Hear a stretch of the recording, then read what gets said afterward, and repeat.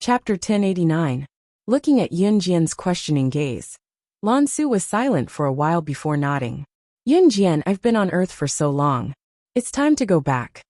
Lan Su paused. Because the witch tribe of Yulong continent needs me. Because the witch tribe of Yulong continent needed her. It was such a simple reason. However, for thousands of years, Lan Su had taken on the mission of carrying the entire witch tribe with this reason alone. It was because the sorcerer god had left behind a sentence. I'll definitely return after 1,000 years. Now 1,000 years had passed. Lan Su had found the sorcerer god of her witch tribe. However, unfortunately, Yun Jian did not remember the past. She did not remember the past. And she had even forgotten the Yulong continent. However, Lan Su did not forget that she, Lan Su, was born in the witch tribe. Even if she died, she would die in the witch tribe. As for her sorcerer god, Lan Su really hoped that Yun Jian would return with her. The words that had been passed down since ancient times were not without basis. The sorcerer god lived, and the witch tribe would prosper. If the sorcerer god died, the witch tribe would perish. The sorcerer god's return could revive the witch tribe that had been silent for thousands of years.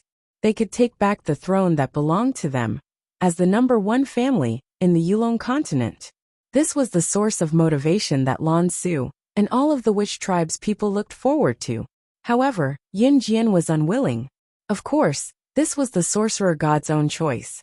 Lan Su admitted that she really wanted Yun Jian to return to the Yulong continent with her. However, since Yun Jian was unwilling, she would not force her. So will you come back? Yun Jian felt that someone was eavesdropping on her conversation with Lan Su. She raised her eyebrows and changed her question to Lan Su. Lan Su was silent for a while. Her tall figure looked very lonely. After a pause, Lan Su didn't answer Yun Jian's question. Instead, he asked Yun Jian, "Sorcerer goddess, are you really not going back?" This time, Lan Su didn't call her Yun Jian, nor was she joking. Her expression was very serious. Looking at Lan Su, Yun Jian nodded again. Okay. In the end, Yun Jian added, "My family is here." And him. Lan Su seemed unwilling to give up. She parted her lips and smiled again. Then what if the shaman tribe is about to die out? Are you still not going back? Yun Jian fell silent. In Yun Jian's subconscious mind, whether it was the Yulong continent or the sorcerer tribe, everything was foreign to her. That was why she wouldn't go there instead of going back. I understand. Lan Su revealed a bitter smile that was filled with too much bitterness. She fell silent for 2 seconds as well. I will bring the sandalwood box back to the Yulong continent. Lan Su's voice gradually became softer. She paused and lowered her head to look at the ground. Then, she suddenly raised her head to look at Yun Jian with an ethereal and lonely tone. I probably won't come back in the future. At the end of her sentence, her voice was so soft that only Lan Su could hear it. Yun Jian raised her eyebrows. From the corner of her eye, she caught a glimpse of a figure that had been enduring for a long time. It was rushing over here. What did you say? Damned woman, how dare you not come back? What did you say? I dare you to say it one more time.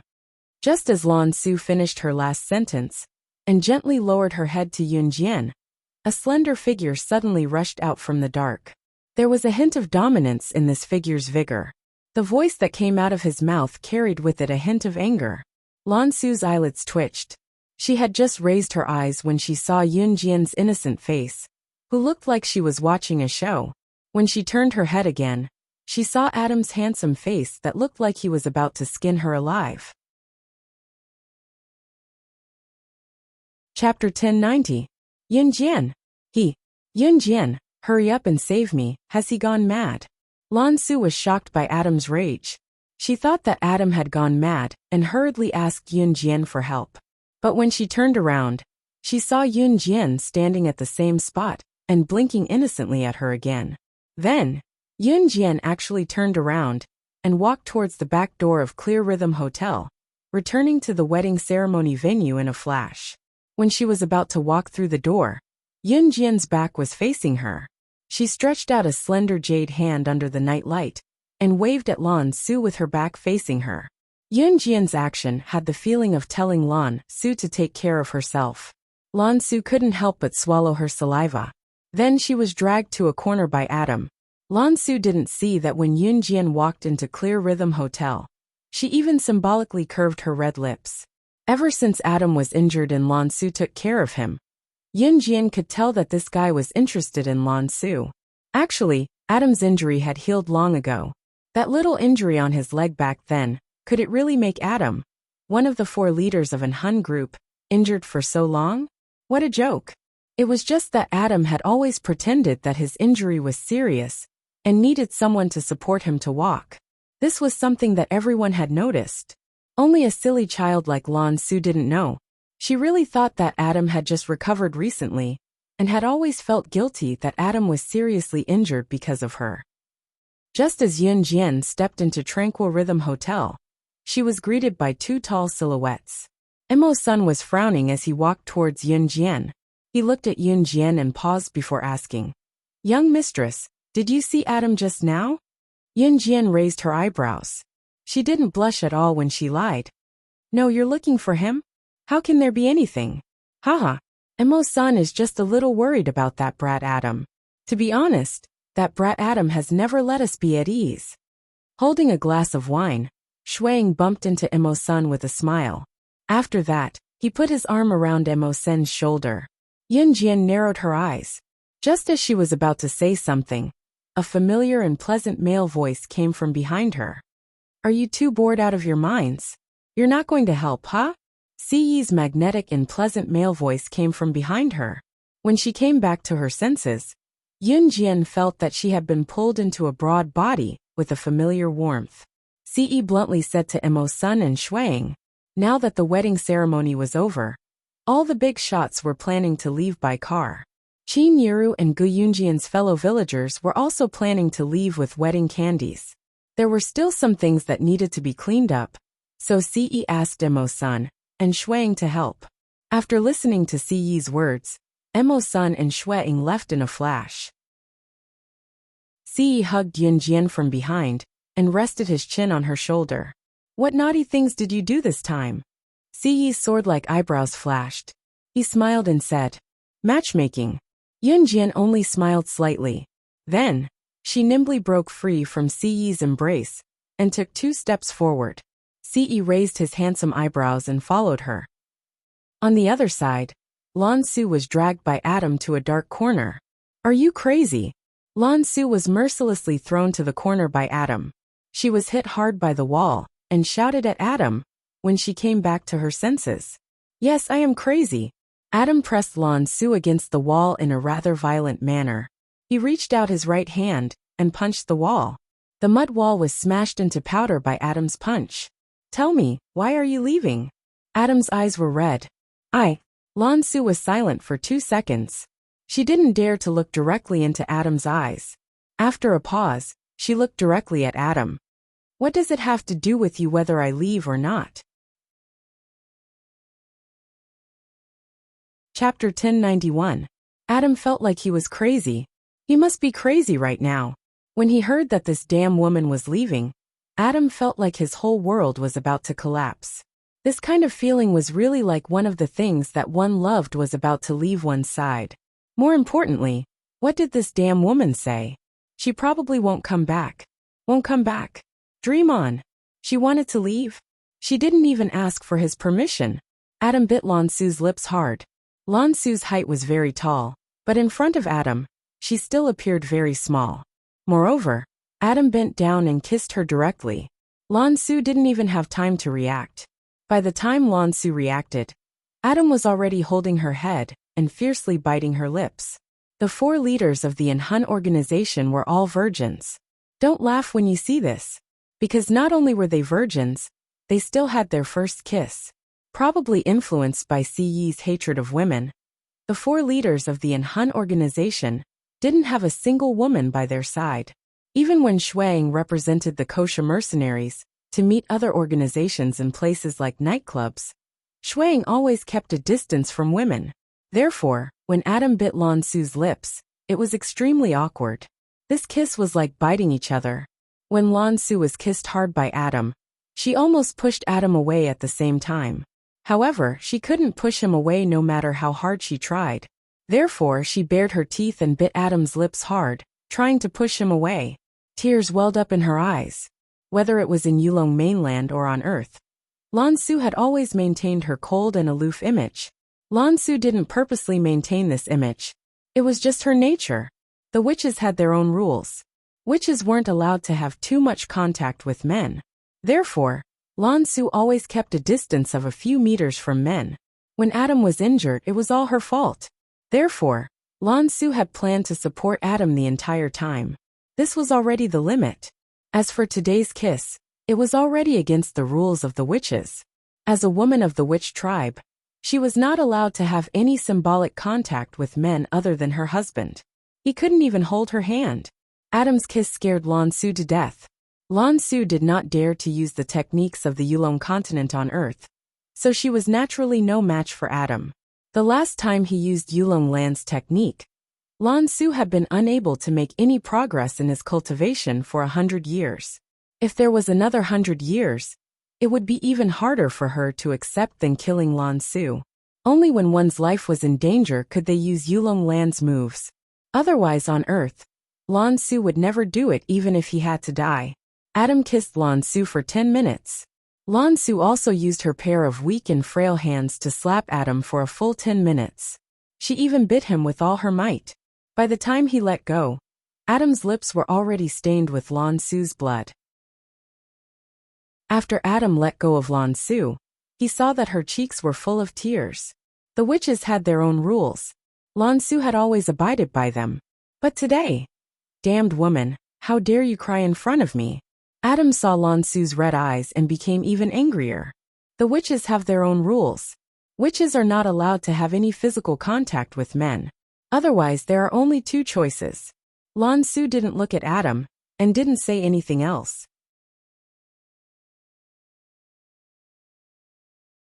Chapter 1092. Lan Su had just turned around when she was pulled back by Adam. You still want to leave? Adam's voice was low and deep. There was a hint of, if you dare to leave, I'll teach you a lesson in his domineering tone. Lan Su's hand was once again grabbed by Adam. She was a bit scared of the current Adam, but she still nodded coldly and arrogantly. Yes. What if I want you to stay for me? Adam's eyes were bloodshot. One of his fists was tightly clenched. He looked at Lan Su's frail body with her back facing him, and asked fiercely. I'm sorry, Lan Su lowered her head. She had no choice but to leave. She existed because she was the sorcerer god's guardian. She was the sorcerer god's guardian, and also the sorcerer tribe's guardian. The sorcerer god could choose not to return, but she had to leave. Apologize. Adam suddenly grabbed Lan Su's hand, and laughed with bloodshot eyes. Can't have any physical contact with men? To hell with the tribe's rules. I'm going to *CK you today. Adam suddenly grabbed Lan Su's hand. His grip on Lan Su was shockingly strong. At the same time, he grabbed Lan Su tightly, and walked straight to the luxurious suite he had been staying in for the past few days at Clear Rhythm Hotel. Adam did not stay at Dong Ruan's house for the past few days mainly because there was no one at Dong Ruan's house. Everyone from Dong Ruan's family had gathered at Zhang Meihua's house in Xinjiang town. Adam was fortunate enough to have moved out. He chose to stay at Clear Rhythm Hotel, where the wedding banquet was held. Lan Su's face turned pale when she heard Adam's last sentence. Are you crazy? If a woman from the sorcerer tribe has any relationship with a man, I can only kill you. Lan Su's face instantly turned pale.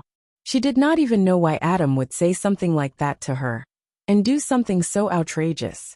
There's a second choice, isn't there? Adam dragged Lan Su to the entrance of the hotel suite. He swiped the access card and dragged Lan Su inside. There was indeed a second option. If a woman from the sorcerer tribe had sex with a man before marriage, the man would either have to marry her, kill the man, or die. There was no other choice. What are you doing? Don't mess around. I'm going back to the Yulong continent now. I'll never come back for the rest of my life if you treat me like this. Lan Su shouted desperately. She was afraid of the present Adam. Adam was originally a little rational, but when he heard Lan Su repeatedly mention that she would never return after returning to the Yulong mainland, he became even more furious. He grabbed Lan Su and dragged her into his suite. Heh, I don't believe you. LF*CKU today. Whenever Adam thought of Lan Su leaving and never coming back, he couldn't control himself. After dragging Lan Su into his suite, he closed the door behind him. Then, he dragged Lan Su to the edge of the bed and threw Lan Su onto the bed. Lan Su was scared out of her wits. She was just about to stand up when Adam roughly threw her back onto the bed. Adam, what are you doing? Are you crazy? After a few rounds, Lan Su's hands were pinned onto the bed by Adam. She was wearing a floral skirt that reached her knees today. Now that her thighs were separated by Adam, she was so scared that she screamed immediately. Without the Yulong continence techniques, she had no way of fighting back. Chapter 1093. Adam's rough voice rang out. Whenever he thought of Lan Su leaving and never coming back, he couldn't help but tremble. He had never lost control like this in his entire life. Everyone in the Inhun organization knew that Adam had a bad temper. Among the 4 leaders of the Inhun organization, Adam had the worst temper, while Emo's son had the calmest temper. Lin Wei and Shuang happened to have both. Adam was also the one who liked to joke around.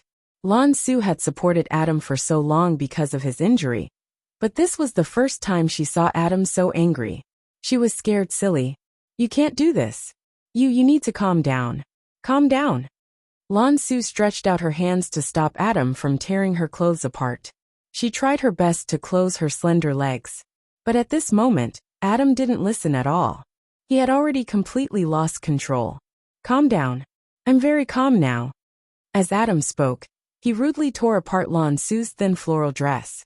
At the same time, he used his leg to stop Lan Su's legs from closing. At this moment, Lan Su was only wearing a bra and panties. Her perfect body didn't have a single bit of fat on it. Her well-proportioned and tender baby-like skin appeared in front of Adam. When Adam saw this scene, he almost went crazy. At this moment, even if the Heavenly King came, he would still do her. Her 2 shameful places were torn off. Her hands were raised high and her thighs were completely pushed apart. When she felt Adam's naked body pressing down on her, Lan Su gave up struggling.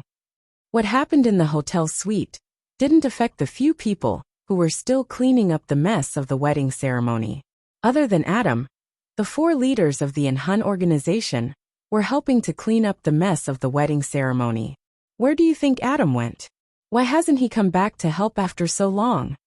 Shuang fiddled with the things in his hands lazily as he spoke. He went to mess with people again. That's his only hobby. Even Lin Wei, who didn't like to talk, spoke up. Lin Wei was the oldest among the 4 leaders of the Inhun organization. At the same time, he was also the most mature when it came to handling matters. Among the 3 of them, only Emo's son did not say a word. Emo's son had a bad premonition, but he couldn't tell what it was. The wedding was completely over, but the mess in the bridal chamber had yet to begin. All the international bigwigs took their leave one after another. Even Siren said goodbye to Yunjian and returned to Country M. Most of Xinjiang town's neighbors who had come to attend the wedding had left. The disturbance at the bridal chamber at night was just a prank between a group of close friends and relatives. Most of the people had already left. The helpers were still busy. There were many things that needed to be moved back from the wedding ceremony. Yunjian was the only one there, sitting on a bench with her arms crossed leisurely. Si had already been dragged away by Yuni to help. Si dared not slack off when his future daughter-in-law's brother asked for his help. As a result, the leader of the Inhun organization, the young master of the strongest armaments family in the Cold Pavilion, was now reduced to being ordered around to do work for others. But the most bizarre thing was that he was willing to help. Since Ce was called to help, Yunjian sat alone on the bench. Qingyu had also been asked to help by her brother. Yunjian sat on the stool, with one arm leaning against the dining table, while her other hand lifted her phone gently to glance at the time on it. It had been less than half an hour since the guests left. Sister Jian. Just as she saw that the time on her phone was 7 o'clock, 2 silhouettes appeared in front of Yunjian. It was not hard to tell that they were snake, lizard and tiger. Leopard. Let's go. Yun Jian turned off her phone, a faint murderous glint flashing across her eyes. Chapter 1094. Wanjiang Expressway Intersection. Hu Batian had already parted ways with Hu Chaochuan and Hua Yin, and was heading to the nearest airport. To get to the nearest airport, one had to pass through Wanjiang Expressway. There was a long stretch of desolate land from the downtown area to Wanjiang Expressway. In other words, there was a long stretch of road from the downtown area to Wanjiang Expressway. There were only occasional cars passing by. At this moment, Hu Batian was heading to the nearest airport to take a flight back to Country M. Hu Chaochuan and Hua Yun were not on the same route as Hu Batian. Hu Batian came to Country Z today purely because he was entrusted by his nephew, Hu Chaochuan. He hoped that he could come to Country Z to support Hu Chaochuan. However, Hu Batian did not expect that not only did he not find his place today, he was even slapped in the face by Yun Jian. Thinking of this, Hu Batian was so angry that his mind was in a mess. Suddenly, Hu Batian's eyelids twitched. He had a bad feeling. "Sir, please drive faster." Hu Batian stuck his head out and said to the taxi driver. "Aye." The taxi driver responded. At this moment, they had already reached the darkest and most uninhabited place. Hu Batian's eyelids twitched again. In the next second, he saw the driver's lips curl into a smile through the mirror beside the driver. This strange smile made Hu Batian's heart skip a beat. In the next breath, he felt that the driver had turned the steering wheel and rushed straight to a small path that no one could pass through. Before Hu Batian could react, the driver had already slammed on the brakes and stopped in the middle of the field. At this moment, 3 figures walked out from the dark. One of them was a slender, skinny girl. Behind the girl was a man and a woman. The girl waved her hand lightly. The burly man, who was at least 2 meters tall, walked forward to open the door and dragged Hu Batian out of the car. At this moment, in a high-class suite in Qingyan Hotel, the room was a mess. The floor and the bedside were filled with men and women's clothes. On the soft bed, Lan Su clutched the bedsheets tightly. She stared blankly at the ceiling. Adam grabbed his short black hair and sat on the edge of the bed. Half of the bedsheet was lifted up. Under the bedding, there was a red bloodstain that symbolized the purity of a young girl. Adam stepped on the bed with one foot. He was feeling very restless right now. He reached out his hand to rub his short hair fiercely. He turned his head to look at Lan Su rather impatiently. He saw Lan Su gather the bedding and turn his head to the other side. Adam waited for a long time, but didn't hear a single word from Lan Su.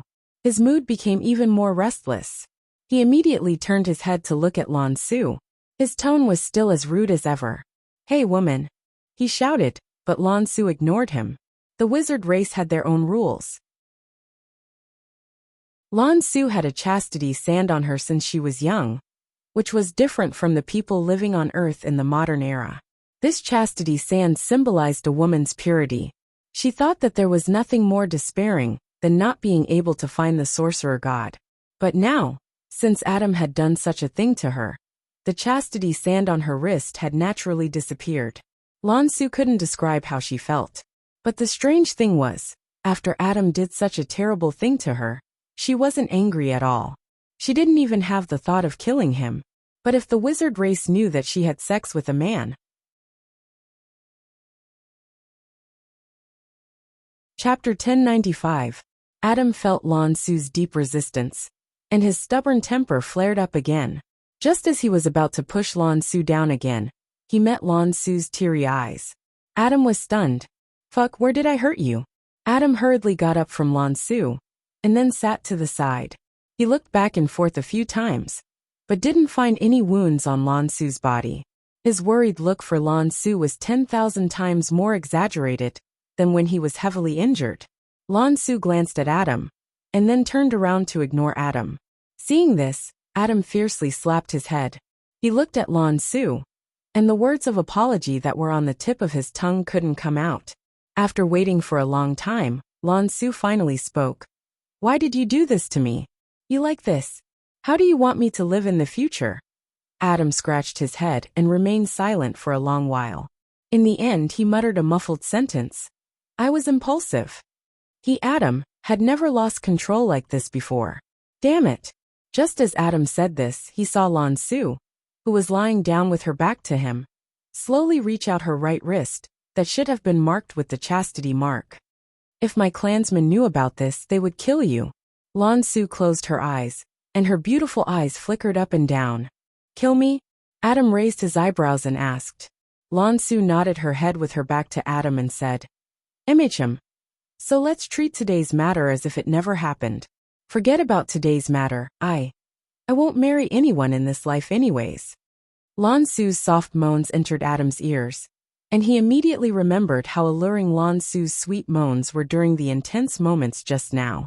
Adam resisted the urge to push Lan Su down again, and reached out his hand to grab Lan Su, forcing Lan Su to look into his eyes. Then Adam resisted the rough words that came out of his mouth. He looked Lan Su in his eyes, and added a hint of sweetness in his domineering tone. "Damn woman, you're already like this with me, and you want me to forget today's matter? Not a chance. Let me tell you, I, your father, will definitely marry you." Adam held Lan Su's face, and said these words in a flustered and exasperated manner. Lan Su originally thought that Adam was only interested in her, so she didn't think about whether Adam would take responsibility for her or not. But when she heard Adam's words, Lan Su stared blankly. Then she saw Adam once again pouncing on her, and planted a red strawberry berry mark to her to the point. Lan Su's up to the point. "To marry me, your father's, I, your father to marry you. So you're not to leave. Do you hear me?" Although these words were domineering, and didn't allow her to refute, Lan Su's heart unconsciously warmed.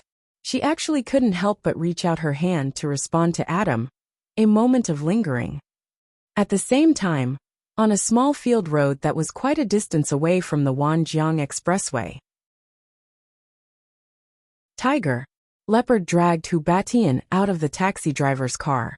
Yun Jian looked at Hu Batian with her arms crossed, and her eyebrows slightly raised. It's you. What do you want to do?" Hu Batian quickly recognized the three people standing in front of him. Weren't they Yun Jian, Snake, Lizard and Tiger? Leopard. He was so scared that his face turned pale. Snake, Lizard and Tiger. Leopard were the two elders of the Kosha mercenaries. Their status was second only to the Kosha mercenaries' boss. "Ha!" Yun Jian lightly snorted. She crossed her arms and looked at Hu Batian. After a while, she faintly said to Hu Batian, "I don't want to do anything. I just want to settle a score with you." "Wah. What?" Hu Batian's collar was grabbed by the tall and sturdy Tiger. Leopard, and he trembled with fear as he asked, "Do you still remember not long ago, when you joined forces with the military organization to plot against my Kosha mercenaries?" Yun Jian casually said, and her smile was eerie and terrifying.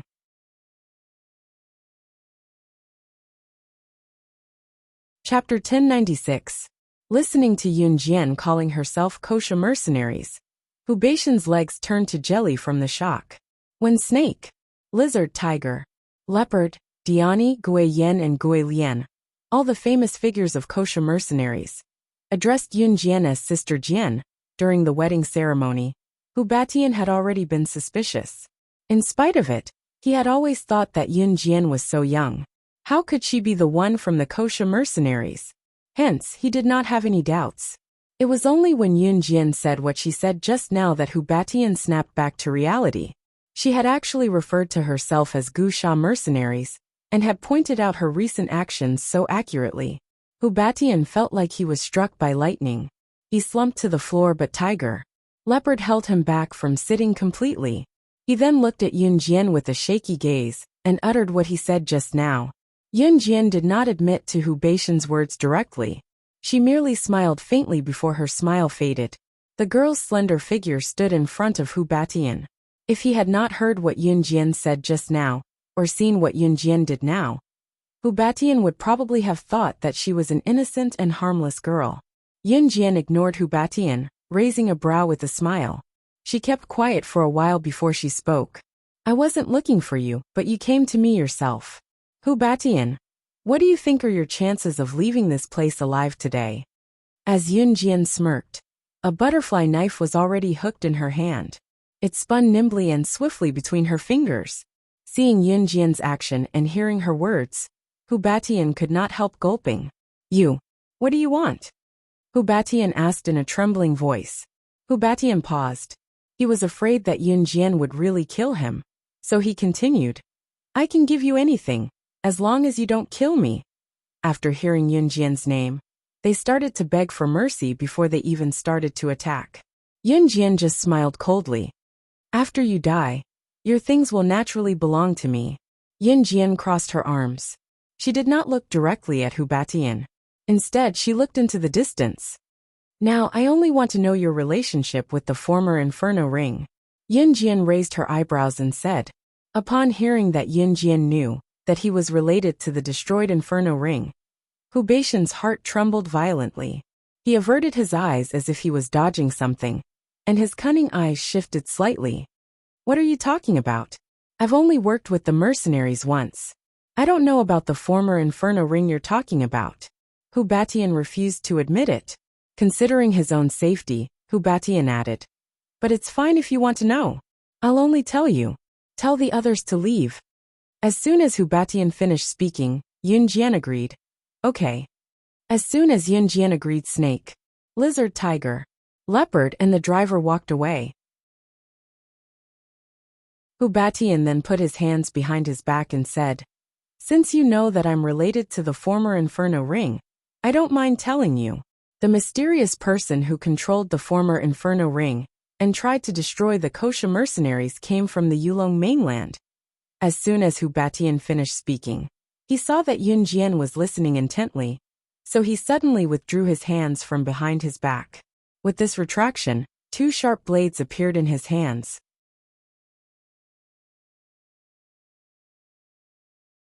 Chapter 1097. Just as Hu Batian was about to stab his saber at Yunjian, a butterfly knife that was several times faster than him followed the trajectory of the wind and struck his heart. 2 seconds before Hu Batian was about to stab Yunjian with both sabers, the butterfly knife in her hand was 2 seconds faster than Hu Batian as it plunged into his chest. Hu Batian's eyes widened at the speed of Yunjian's hand as he glared at the girl, who was grinning like the Grim Reaper in the dark. All of a sudden, he felt his chest tighten, and he could feel the butterfly knife stabbing into his beating heart. Hu Batian felt himself leaning backward as he looked at Yunjian in disbelief, as if he had suddenly understood something. Why? No wonder. Why did I die in your hands when I made the first move? So you're really slaying God. No wonder you could really kill me. Before Hu Batian could even finish his sentence, his body had already tilted backwards in an arc.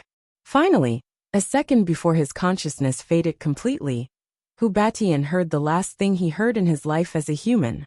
Because I'm slaying God. Because she's slaying God, so you have to die. Right after Yunjian spoke, Hu Batian closed his eyes forever. Sister Jian, snake, lizard, tiger, leopard, and the driver called out in unison when they came back to look at Yunjian. The driver was none other than Raccoon, who was skilled in disguise.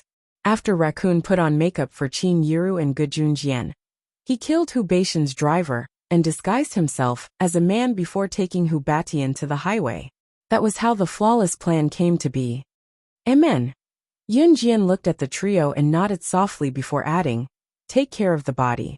Today's trip wasn't in vain. Today's trip was indeed not in vain, because she found out one thing.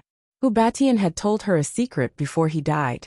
The mysterious person, who controlled the former Inferno Ring, was from the Yulong continent.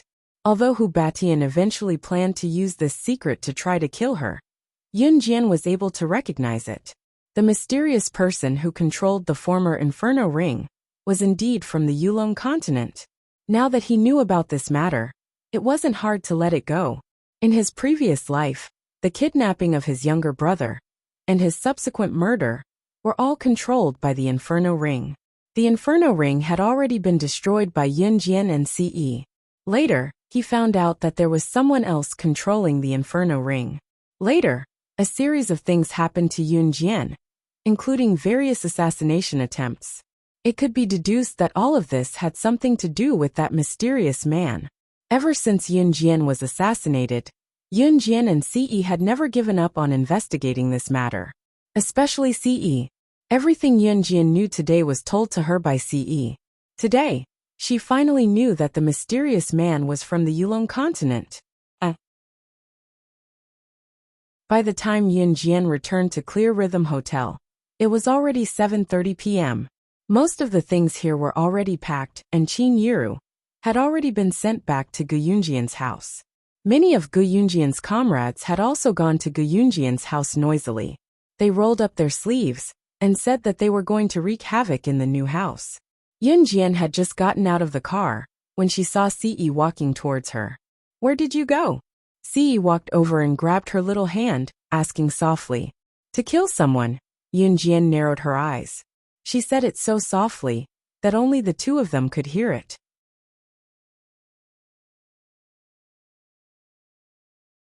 Chapter 1098. Just as Yun Jian gently leaned into Ce's embrace and felt his warm embrace, a voice came from the side. "Young master, Adam is missing." Hearing this voice and feeling the girl leave his embrace in the next second, Ce furrowed his brows in displeasure. Yun Jian quickly extricated herself from Ce's embrace. She looked at Emo-san, who was looking at Ce with a rather worried gaze, and raised her eyebrows. Before Ce could reply to Emo-san turned his gaze towards Yun Jian. "Young madam, have you seen Adam?" Yun Jian's eyes sharpened. She wiped her red lips and said, "I have." "Where?" Emo-san asked anxiously. "The hotel's back door." He pulled Lan Su and left. Yun Jian narrowed her eyes. Hearing this, Emo-san's nervous emotions slowly relaxed a little. "Thank you, young madam. I'll go take a look." Emo-san finished speaking and turned to leave. "Let's go take a look too." Yun Jian narrowed her eyes. Just a moment ago, she suddenly made a decision, so she decided to go look for Lan Su now. As she spoke, she pulled Ce and walked in that direction. The girl's fragrance assailed his nostrils. Ce was unconsciously pulled along by Yun Jian. Two living people had disappeared here just like that. Yun Jian couldn't just aimlessly continue searching. Thus, she suggested going to the surveillance room of Clear Rhythm Hotel to look for them. After looking through the surveillance, she found Adam and Lan Su's figures. It wasn't strange for a 4-star hotel like Clear Rhythm Hotel to have surveillance. Through the surveillance, everyone present saw the scene of Adam forcefully dragging Lan Su into the hotel's large suite. As for the scene of Adam forcefully kissing Lan Su, because it wasn't near the hotel's surveillance didn't record it. "Damn, good brat, Adam, this fellow is too ferocious. Don't you have any sense of pity for the fairer sex?" Shuang laughed when he saw the surveillance video. His smile was handsome. If it wasn't for the long scar on his neck, Shuang would definitely be the most handsome of the 4 leaders of Anhun. Beside him, Lin Wei saw the surveillance camera, but he didn't seem to be moved at all. Emo-san didn't say anything, but his face clearly darkened. Just as he walked to the door of the big suite, Emo-san quickly unlocked the door. Ce, Lin Wei, and Shuang stood at the door and didn't enter. Yun Jian, however, followed him in. As soon as the door opened, the smell of sex assaulted his nose. Yun Jian raised her eyebrows. "Damn, Adam, this brat is really amazing." Shuang stood at the door and saw the messy clothes on the floor. He couldn't help but ridicule again. At this time, Emo-san had already walked in with a sullen face. Lan Su and Adam were shocked when they saw Emo-senator, of course. Although Lan Su and Adam were naked, their bodies were covered with a thick blanket. When Emo-san saw this scene, his eyelids only twitched. Then he shouted at Adam, "Adam, put on your clothes and get out here." With that, Emo-san turned and left. This was the first time in his life that Emo-san was so angry. When Emo-san just came in, Lan Su buried her head under the blanket. They all knew. She was too ashamed to face them. Yun Jian smiled. She stood at a distance and looked at Lan Su and Adam, who were huddled together under the blanket. She looked straight at the bulging Lan Su under the blanket and said, "Don't go back to Yulong mainland first. I'll go back with you during the summer break." With that, she turned and left the room, leaving some space for Lan Su and Adam. As soon as Yun Jian finished speaking, Lan Su popped her head out of the blanket in surprise and joy. "Yun Jian, really?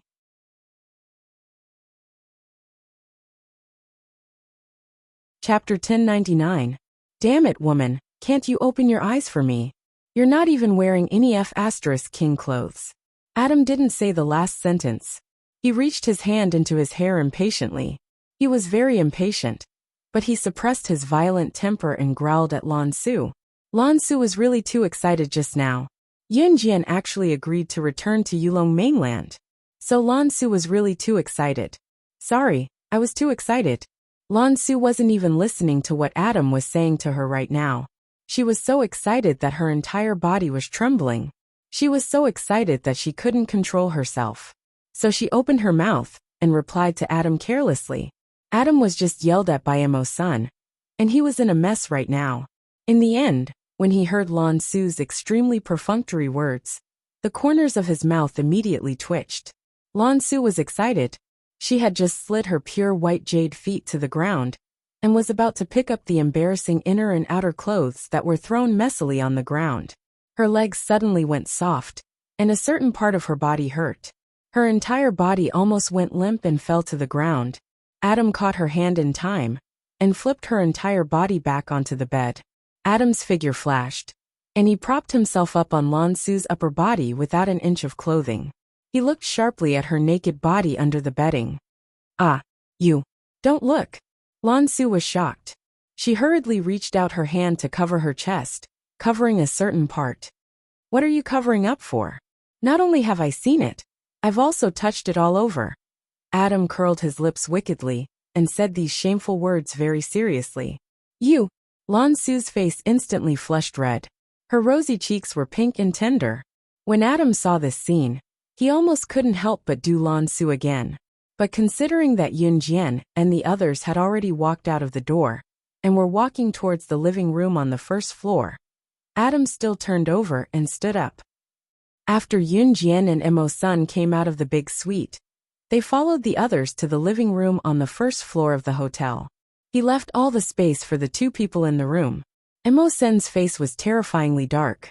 Even Shui-ing and Lin Wei, two people who didn't understand romance, could feel that the atmosphere was not right. Haha, what's the matter, Emo-sen? Don't tell me you're jealous of that brat Adam? Shui-ing laughed as he walked in front of Emo-san and lightly placed his hand on Emo-sen's shoulder. However, Emo-san slapped his hand away. Hey, what's wrong? Shui-ing couldn't understand. He laughed and said, Hey, what's wrong? On the other side, Yunjian was sitting on a leather sofa in the lounge of the large living room on the first floor. Ce was standing beside Yunjian. After waiting for a while, they finally saw two people walking down the stairs. Adam, who was dressed in formal attire, walked at the very front, followed by a somewhat embarrassed Lan Su. Seeing Lan Su walking so slowly, Adam turned around and grabbed Lan Su's hand and walked over. Yunjian raised her eyebrows. She and Ce didn't open their mouths. In terms of emotions, Ce was free to raise Adam and the other three. When Adam pulled Lan Su and walked over, Emo-sen's eyes flashed. The few people present clearly saw Emo-sen's eyes darken. He directly walked over and rushed in front of Adam. Raising his hand, Emo-san ferociously punched Adam's chest. Adam was struggling. His whole body tilted backward and fell. Adam took a few steps back before stopping. Emo-san, are you crazy? After stopping, Adam covered his chest and looked at Emo-san in shock. He didn't think that Emo-san would actually beat him like this. Just as he stopped, he saw Emo-san standing in front of Lan Su.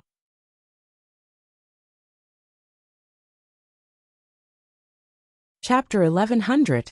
Lan Su was frightened by Emo-sen's action just now. She saw Emo-san beat up Adam and stood in front of her. She couldn't help but widen her eyes and stare blankly. Actually, it didn't matter to her whether she was responsible or not, because she still had more important things to do. Lan Su was just about to rush to Yunjian when she suddenly saw that Emo-san didn't answer him. He thought that Lan Su was wronged. Emo-san quickly walked over and grabbed Adam's collar and pulled him in front of Lan Su. Adam, apologize. Emo-san bellowed at Adam. Adam touched the bridge of his nose. He cursed in his heart for a while. Didn't he say that he wanted to marry Lan Su as his wife? Why did Emo-san still think that he was just playing around with Lan Su?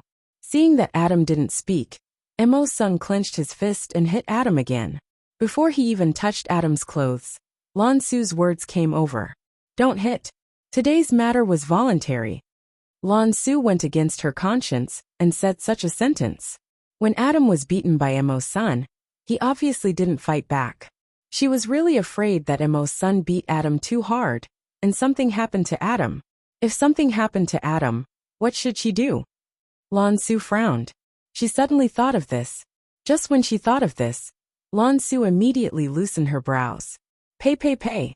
She still hadn't said that she would agree to be with Adam. Emo-sun's fist rushed to Adam's cool face. He was just about to hit it. Hearing Lan-su's words, he stopped. Adam, don't forget what Mom and Dad said to us before they passed away. In this life, you can only be loyal to one woman. Once you've decided on a person, you have to protect her with your life. Emo-sun clenched his fist and placed it in front of Adam's head. In the end, he didn't hit Adam, but said such words. With that, he turned around and left the place. He quickly walked out of the door of Clear Rhythm Hotel. After Emo-sun left, Adam stood in the same place. He was also silent. Yunjian sat not far away and watched. When she heard Emo-sun's words, she was surprised and stunned. What's this? What's the situation? Looking at the scene in front of him, Shuang was stunned. Then he very cleverly turned his head to look at Lin Wei. Lin Wei's age was the oldest among the 4 leaders of An Hun's group. Of course, even the oldest, he was absolutely not over 30. Actually, Lin Wei was not much older than Shuang, and the other 2.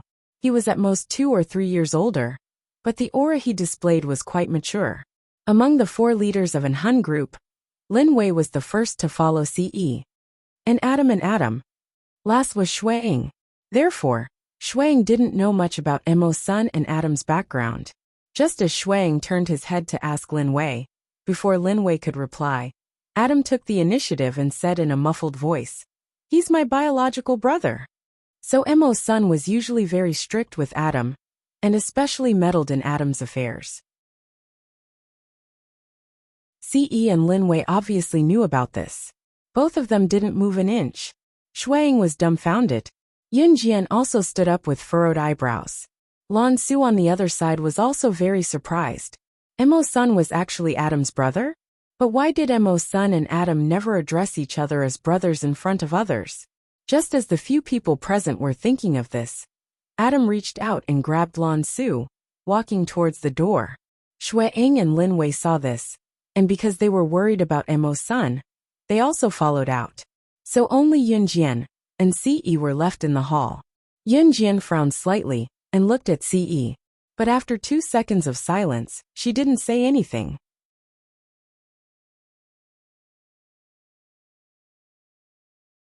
Chapter 11:01.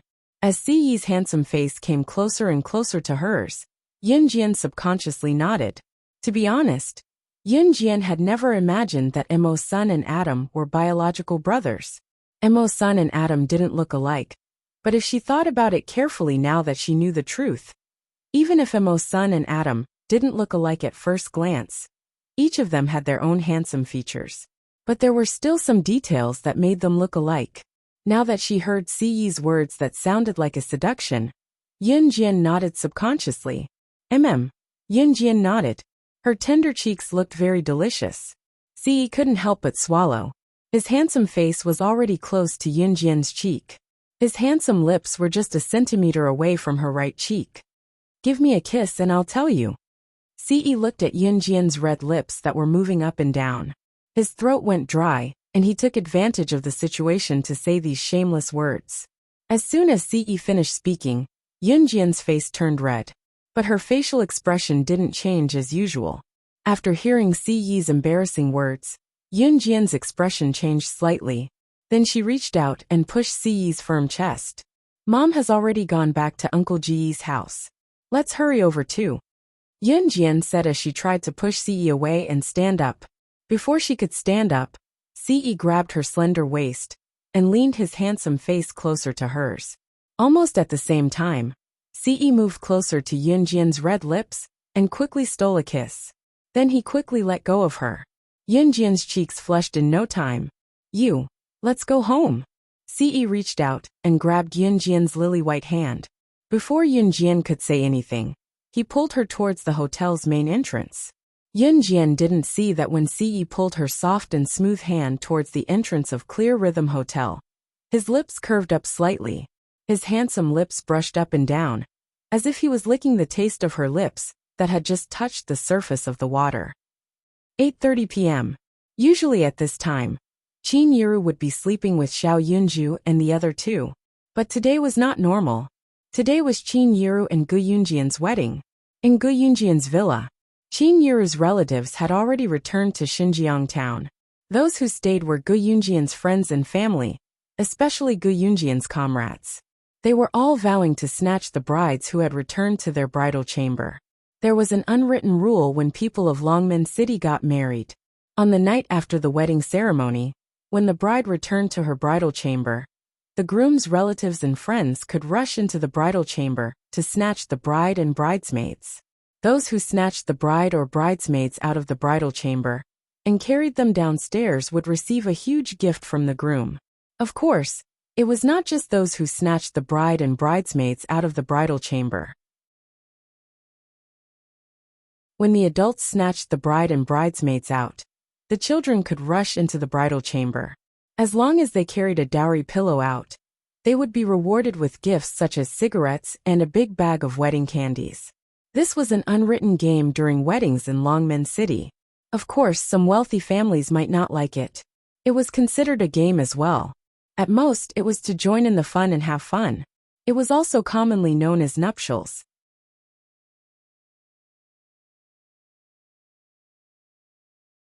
Chapter 1102. Charge. Let's snatch the bride. A large group of people rushed into the villa noisily. It was a spectacular scene. Yunjian paused for a moment when the group of men rushed into the villa. In the next second, she couldn't help but grab Ce's hand and run towards the villa as well. The night was always quiet, but at this moment, it was wrapped in something called happiness. It gave people endless joy.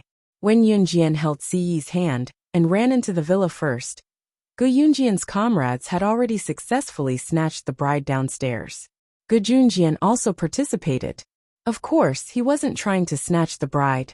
Instead, he was trying to stop his comrades from snatching the bride. However, in the end, his comrades still managed to snatch the bride downstairs noisily. Yunjian didn't do anything when her mother was snatched downstairs. This was just a game used to add to the fun, so she naturally wouldn't participate. Sister, I snatched a big pillow. Me too. I snatched a big water bottle. I got slippers. Xiao Yunju, Duanli, and Duanya were holding their spoils of war. When they saw Yunjian, the three of them ran over. Yunjian was almost amused by the three of them. Qin Yiru and Gu Yunjian were getting married. This was their home. How could they snatch things from their own home? However, Yunjian didn't expose the three of them. You're amazing.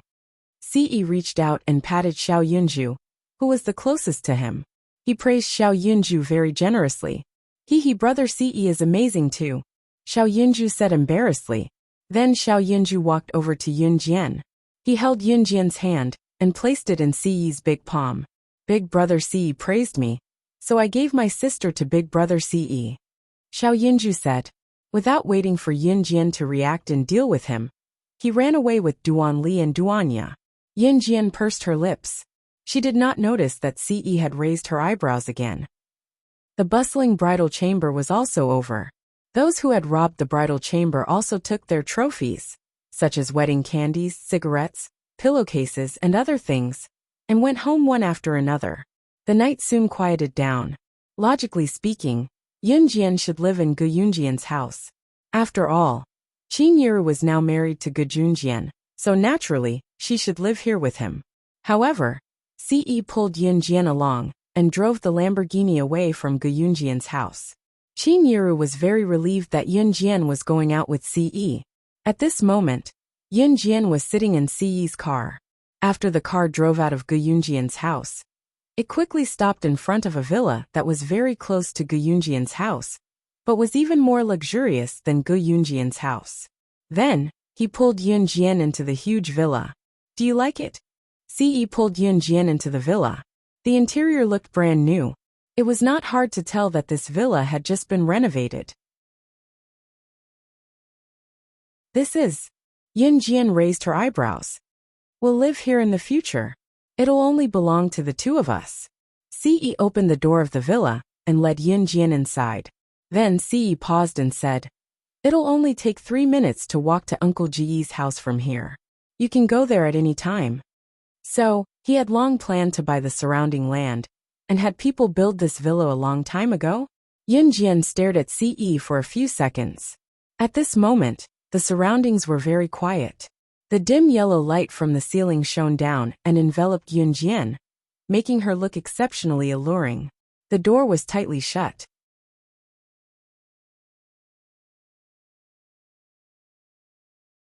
Chapter 1103. Xiaojian. Ce was on top of Yunjian.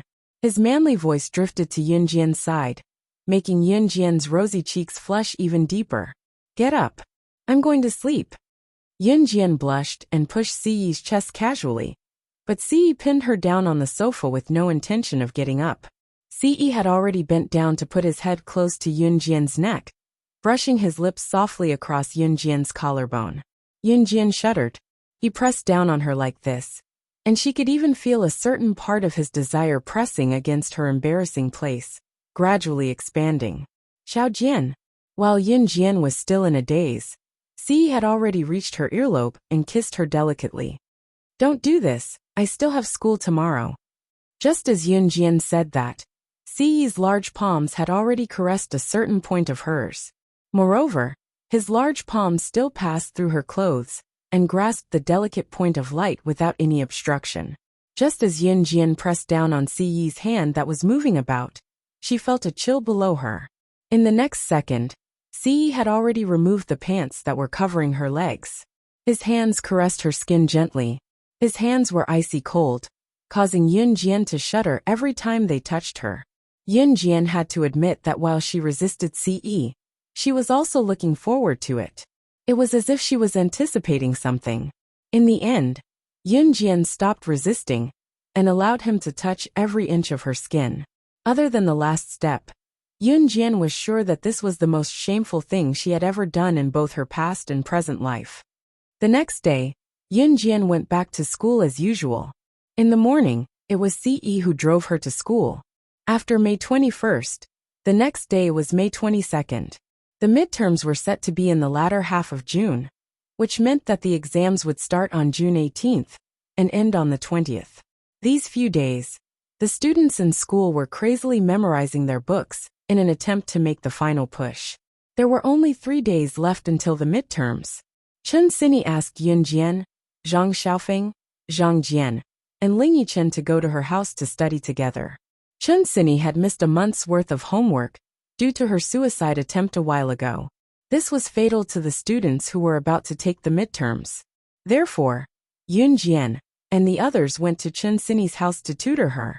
Without a care in the world, Yunjian sat on the sofa and watched Chen Sini, and the rest studied diligently. Chen Sini envied Yunjian for being able to achieve such good results, while studying even more diligently. Halfway through, Chen Sini's mother, Wuxia, came in with a plate of sliced pineapples. Seeing how hardworking the children were, she couldn't help but say, "The snacks are here. The snacks are here. Let's all take a break. Don't give yourself too much pressure. Just treat the middle school entrance exam as normal." After saying that, Wuxia placed the plate on the coffee table in front of them and walked out. When they were eating fruits, they finally calmed down. "Huff huff, I'm so tired, so tired." Ling Yichen used a toothpick to skewer a piece of pineapple and chewed it. Then, Ling Yichen looked at the people around him. It wasn't easy for him to have some free time. In his exhaustion, he naturally had to set a pleasant and relaxing goal, so that he could continue working hard in the long and arduous period ahead. Therefore, Ling Yichen asked everyone something they had been looking forward to. "What are your plans after the midterms?" "Of course we're going to eat and drink to our heart's content." Chen Sini's eyes lit up at the mention of this. After the group finished talking, it was Yunjian's turn. Yunjian suddenly remembered that Chu Ning and the others had invited her to Min City's military academy after the midterms.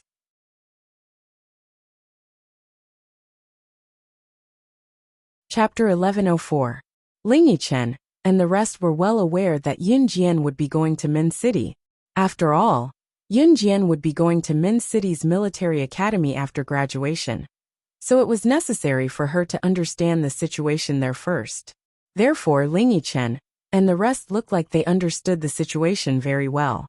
Just as Yun Jian finished speaking, however, Chen Sini pouted. Jian, these are our last 3 days in school. I can't bear to.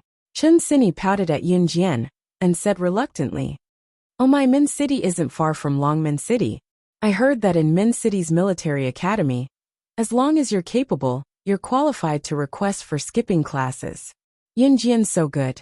She can come back anytime with a simple request. Haha, let's get together again then. Ling Yichen patted Chen Sini's shoulder and said generously. In spite of it, he was actually a little reluctant. Everyone present had been with Yun Jian for more than half a year and had encountered many things along the way. Chen Sini, Zhang Xiaofeng, and Ling Yichen, in particular, were like frogs in a well when they did not know Yun Jian. In school, they were the same as the other students, only knowing a little. Since they got to know Yun Jian, however, they had seen many things that most people would never be able to touch in their entire lives. Although it was dangerous, Chen Sini and the other two had no regrets. Alright, it's not like Master is going to leave.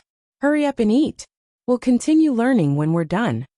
Zhang Xiaofeng was reluctant as well, but like Ling Yichen, he could not bear to see Chen Sini cry, so he comforted her. Then, all of them were fully immersed in their studies.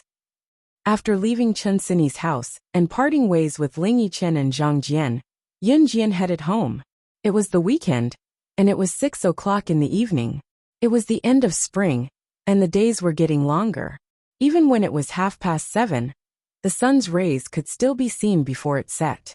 At 6 o'clock, the sky was as bright as the day. Yun Jian walked along the streets just like that. Aha! Li Hang! It's Li Hang! I actually saw Li Hang. Ah! It's like I'm dreaming. Oh my darling! I love him so much. I'm so excited. I actually saw my idol in person. In person! Suddenly, the girl's high-pitched screams came from the front. Then Yun Jian saw a large crowd ahead of her blocking her path. Li. Once she heard the name, she remembered who he was. Yun Jian had a good memory. Wasn't this Li Hang the same actor who had hit on her when she went to Baiguang Model Agency to rescue Chen Sini? Judging by the crowd, he should be rather famous. However, this person wanted to touch her, but before he could, Ce broke his wrist. Yun Jian did not have a good impression of this male celebrity called Li Hang. She turned around and was about to leave. Hey, it's you. A male voice sounded. Yun Jian raised her eyebrows. Before she could take a step, she caught a glimpse of Li Hang, who was surrounded by the crowd walking over. Li Hang's bodyguards pushed the crowd aside, allowing Li Hang to see Yun Jian. When Li Hang saw Yun Jian, he was stunned. In the past few months, a slender figure had appeared in his mind. That person was Yun Jian. Back then, Ce broke his wrist, causing him to have to recuperate for a long time. He had been brooding over this matter, thinking that the next time he saw Yun Jian, he would use her as his sex toy. He was going to turn Yun Jian into his venting object and capture Ce to break all his meridians. He was going to show Ce the despair he felt when he took his woman as his own. Li Hang had been looking for Yun Jian for a long time, but he couldn't find her.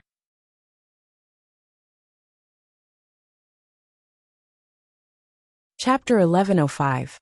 It could be said that Yun Jian's cold and arrogant personality, and the way she swung the butterfly knife to kick the guards away, even using it to slash the clothes of the guards who tried to stop her at the entrance of Baiguang Model Agency. If the knife had slid in a little more or stabbed deeper, the guards would have been dead. Yun Jian's movements were uncanny, but it was this uncanny ability that gave people endless room for imagination. It even made Yun Jian look mysterious, which was why Li Hang was attracted by Yun Jian's mysteriousness and could not forget her for a long time. Li Hang thought that he must have been possessed. He had not slept well for the past few months. Closing his eyes, his mind was filled with the image of Yun Jian's slender figure and perfect figure, as well as her stunning face. She was so mesmerizing and gentle. Li Heng had never been one to let himself be wronged. He had long sent people to search for Yun Jian's whereabouts. Usually, it was a piece of cake for him to find a girl in Longmen City with his influence. However, in the process of searching for Yun Jian, it was as if someone had purposely erased Yun Jian's whereabouts when his men were searching for her. It was as if she was not from Earth at all. Li Heng could not find Yun Jian no matter how hard he tried. Therefore, Li Heng was overjoyed to see Yun Jian today. When Yun Jian saw Li Heng rushing toward her, she narrowed her eyes and curled her lips into a mocking smile. But it was gone in a flash. She didn't pay any attention to Li Heng at all, and was about to walk forward. Li Heng felt a blow to himself when he saw that Yun Jian was ignoring him. Looking at the group of girls around him, which one of them was not screaming and jostling to rush to him when they saw him. They looked like they did not even care about their lives. What about her? How dare she ignore him? Li Heng was indignant, and ran to Yun Jian to stop her. Beauty, why are you leaving when you see me? Have you forgotten about me? We met last time in Baiguang. In order to show off his handsomeness, Li Heng deliberately flipped his short hair. This action of flipping her short hair caused a large group of girls around her to scream.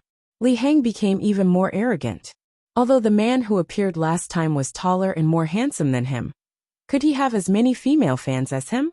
It wasn't that Li Heng wanted to brag, but if he needed it, every single girl standing here would be willing to obediently spread their legs and lie on the bed like a pug, begging him to take them. Li Heng had also slept with a few female fans in the past. Later on, when those female fans got pregnant, he even forced them to have an abortion. One of them even lost her right to be a mother forever, because she had an abortion. In the end, Li Heng's manager forced him to do so with money. Li Heng's actions caused the girls present to scream, but it didn't affect Yun Jian at all. Li Heng was looking forward to it, thinking that Yun Jian would definitely be attracted by his handsome and charming side, like those beautiful female fans of his in the past. In front of Li Heng and all the surrounding fans, including Li Heng's manager, everyone thought that Yun Jian would faint from happiness after being hit on by Li Heng like this. Unexpectedly, Yun Jian glanced at Li Heng coldly and said, "Get out of my way. Get out of my way. You're blocking my way." As soon as Yun Jian finished speaking, the surrounding people were so shocked that their breathing stopped. She actually spoke to the superstar Li Heng like this.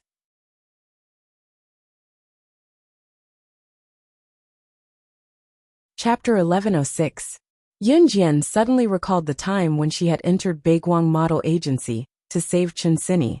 Chen Sini had been lying helplessly on the ground, staring at one spot with a hopeless expression. Her wrist had been cut, and fresh blood was flowing out. It was a ghastly sight, but it was so tenacious that it made one feel sorry for her. Li Heng was also an actor from Baiguang Model Agency. Because Baiguang Model Agency had offended Yun Jian back then, Baiguang Model Agency had closed down. Li Heng's contract with Baiguang Model Agency had naturally been terminated midway. And for a big star like Li Heng, without Baiguang Model Agency, he was immediately poached by another entertainment company. His current resources were even better than when he was at Baiguang Model Agency. But at the end of the day, Li Heng was an actor from Baiguang Model Agency. So when she saw Li Heng, Yun Jian felt like she was looking at Chen Sini, who was lying in a pool of blood back then. It felt as if Li Heng was also the mastermind behind Chen Sini's incident. At this moment, Yun Jian had the urge to make Li Heng bleed to death in front of her. Of course, if Li Heng had obediently stepped aside today, Yun Jian naturally wouldn't have done anything to him. But unfortunately, Li Heng was unwilling to let go now even if he was beaten to death. The only figure that had appeared in his mind for the past few months was her. The feeling of not being able to find the person he was looking for in the vast world drove Li Heng crazy. After hearing Yun Jian's words, the surrounding fans were stunned. If it had been any other fan present who had received such attention from Li Heng, they would have probably fainted from excitement. But what about Yun Jian? Not only was she not flattered, but she even said such things to the big star Li Heng? Li Heng himself was also taken aback, but he quickly recovered his senses. He thought that Yun Jian was joking with him, So Li Hang smiled and pretended to be very gentle to Yunjian. Beauty, your words don't match your looks. You're pretty, so this kind of joke doesn't match you. As Li Hang spoke, he shook his head again, pretending to be very handsome. Just as he finished speaking, Yunjian's cold voice rang in his ears again. You don't believe me, do you? As soon as Yunjian's words rang out, Li Hang felt a ruthless force flying toward him. In the next second, everyone saw Yunjian stretch out her leg and kick Li Hang in the abdomen, knocking him to the ground. At the same time, her figure flashed, and she followed closely behind, stomping her foot hard on Li Hang's abdomen. Ah, my hung. Seeing their idol being stepped on by Yunjian, the fans began to scream and tried to rush over. But just as the fans rushed over, they were shocked by the shiny thing in Yunjian's hand and stopped in their tracks. He saw that Yunjian was holding a butterfly knife that had appeared out of nowhere and was casually swinging it twice. These fans were all frightened and stopped in their tracks. You, how dare you do this to my hung? Li Hang's female manager was shocked. She was about to stand up and threaten Yunjian. Before she could threaten her, Yunjian chuckled. Why wouldn't I dare? As she spoke, she swung the butterfly knife, and the blade of the butterfly knife ruthlessly cut Li Hang's wrist. The cut was very deep and blood gushed out. At the same time, she raised her foot, moved it from Li Hang's abdomen to the wound on his wrist, and stomped down hard. Li Hang was in so much pain that he rolled around. Seeing the blood in Li Hang's body spurting out of his wrist, everyone present turned pale with fright. Li Hang's bodyguards wanted to stop her.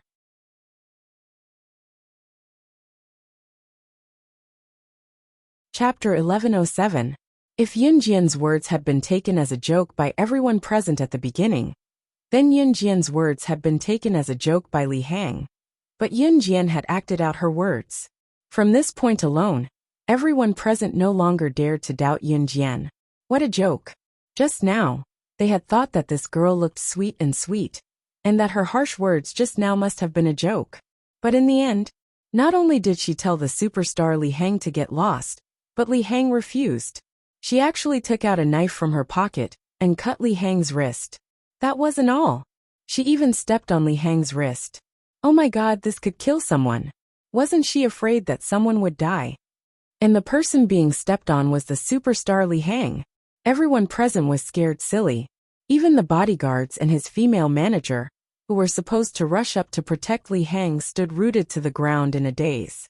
They were so overwhelmed by Yunjian's aura that they didn't dare to move. Feeling that the blood in his body was flowing out at a rapid rate, and that no one around him dared to come and save him, Li Hang was so scared that he almost peed his pants. He was interested in Yunjian, and this was purely on the premise that his safety could be guaranteed. But now his safety couldn't even be guaranteed.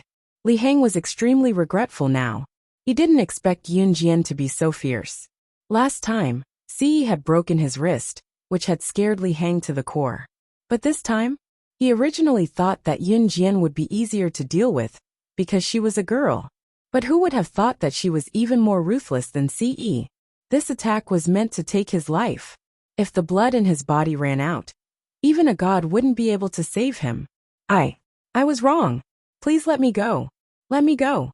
It's my fault. I'm a pig. I didn't know what was good for me, and wanted to hit on you.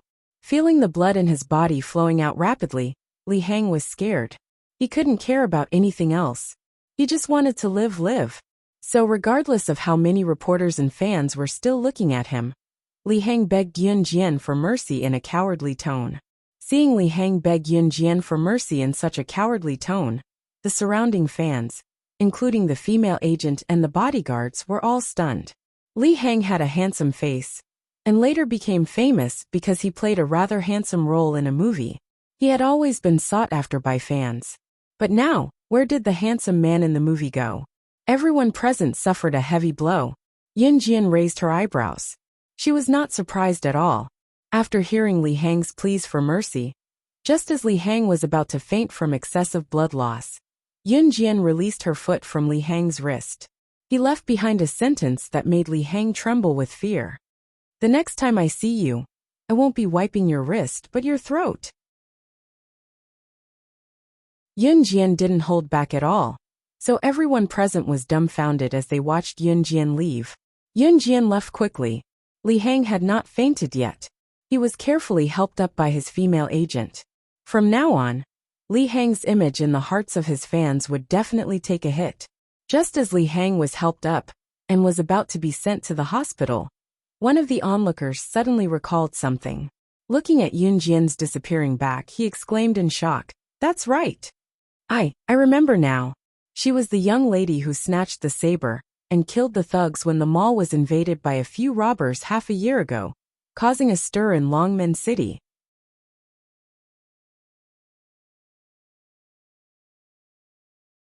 Chapter 1108. When the person recounted how Yun Jian had killed the thugs, his voice trembled. Therefore, when these words were heard by everyone present, it was as if their hair stood on end, and they were horrified. That young lady just now was the one who caused a commotion in Longmen City half a year ago? Someone asked loudly with his mouth agape. The person who had just spoken of this matter immediately agreed with him. "It's true.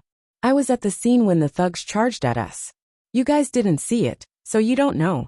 There was a woman who threw the young lady's mother to the thugs. Hey, guess what happened? The young lady was fighting with another thug, but when she saw that her mother was in danger, she killed the thug and blocked the knife that was coming at her mother with her hand. Tsk. That tender hand was cut and blood was still dripping. She didn't even blink. She was like an assassin agent who wasn't afraid of pain at all. She rushed up and killed all the other gangsters. She really scared us out of our wits. That ruthlessness didn't seem like a teenage girl at all." When the person saw that everyone was listening to him, even the celebrity Li Hang was looking at him, he spoke more enthusiastically.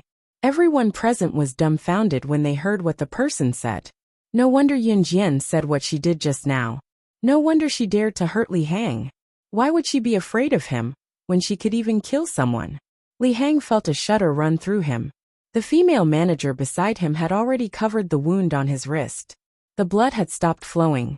Once he thought of Yun Jian's ruthlessness just now, he felt a chill run down his spine. She had actually killed someone. She actually knew how to kill. Li Hang was suddenly glad that Yun Jian had let him go just now. Li Hang had just calmed down a little when someone else seized the opportunity to bring up the matter again. Since he was aware of it himself, he continued. "My dad has a friend who works in the police station. The incident back then was a big deal. I heard that the young lady has some status in the military. She seems to be a special forces soldier. Her specific identity is kept secret by the higher-ups, so she can be considered to have acted impartially by killing him." As soon as these words were spoken, everyone present was completely dumbfounded. Was that little girl from the military? At such a young age, he was actually a soldier. If those present knew that Yun Jian was the famous slashing god from Team Monarch, they would probably have gone crazy and chased after Yun Jian for her autograph. The celebrity Li Hang was well known, but in Longmen City, Yun Jian's Team Monarch's slashing god was even more famous than celebrities in the entertainment industry. She was really good at it. At the same time, Yun Jian, who was capable of real combat, had returned home, a home that belonged to her and Ce. It was only a 3-minute walk from here to Gu Yunjian's house. Although this place was secretly built by Ce behind Yun Jian's back, Gu Yunjian knew about it right from the start. Considering that Yun Jian did not want to be too far away from Qin Yiru, Ce had discussed with Gu Yunjian when he built this place, and even got Gu Yunjian to give up an empty plot of land in his villa. From here to Gu Yunjian's house, one could take a shortcut to Gu Yunjian's villa through the side door. It was also due to Gu Yunjian's strong support that Ce could build his and Yun Jian's villa not far away from Gu Yunjian's house. It was convenient to walk there as well. Yun Jian put down her bag. Ce was not at home at the moment, so she went to Gu Yunjian's house. Just as she reached Gu Yunjian's house, she saw Qin Yiru doing chores inside. Qin Yiru was stunned when she saw Yun Jian before asking, "Didn't Nei come back with you?"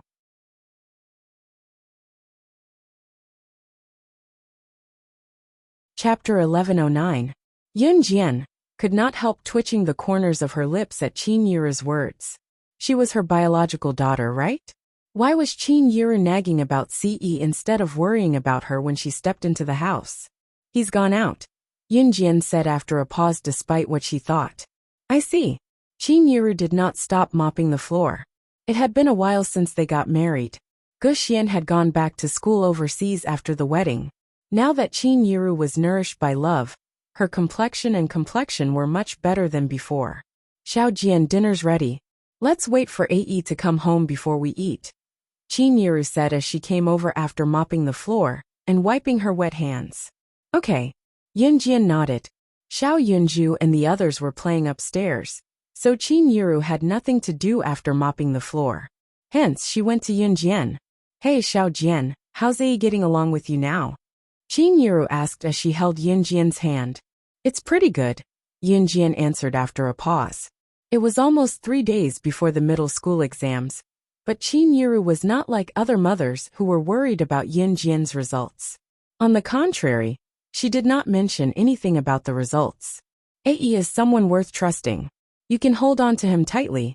Don't let him run away, Qin Yiru said earnestly, and looked at Yunjian with a gaze that she had never shown before. Yunjian was a little stunned by Qin Yiru's stare. Mom, I know, Yunjian replied. Ae's already 20. He's a man, so there's always a need for puberty. Xiaojian, don't throw a tantrum. I think Ae's a good kid, even if... Anyway, the two of you are going to be married in the future. If there's anything before marriage, it's fine. As long as you take proper protective measures, it will be fine. It's fine if she gets pregnant. After she gives birth, I'll have nothing to do. It'll be more fun raising a child. Qin Yiru thought that Ce had already slept with Yunjian, and now Yunjian was living under the same roof as Ce. There were only the two of them in the house. Of course, Qin Yiru knew Ce's character, so she said those words. It could be said that Qin Yiru already treated Ce as her son-in-law. In spite of it, Yunjian's cheeks were as red as an apple when she heard Qin Yiru's words. She did not expect Qin Yiru to say something like that to her. Yunjian could kill without batting an eyelid, and be fearless in the face of danger. Yet, she blushed when she heard such things. When Qin Yiru saw that Yunjian did not say anything, she spoke even more enthusiastically. It was only when Ce entered the house that Qin Yiru stopped talking. Yunjian was busy with military matters now, so sometimes he did not even come home. Qin Yiru could understand that. Qin Yiru stopped talking when she saw Ce. Then, Qin Yiru called Xiao Yunju and the others down to have dinner around the table. Before returning to her and Ce's private villa, Qin Yiru mysteriously called Ce out for a few minutes. She did not allow Yunjian to listen in.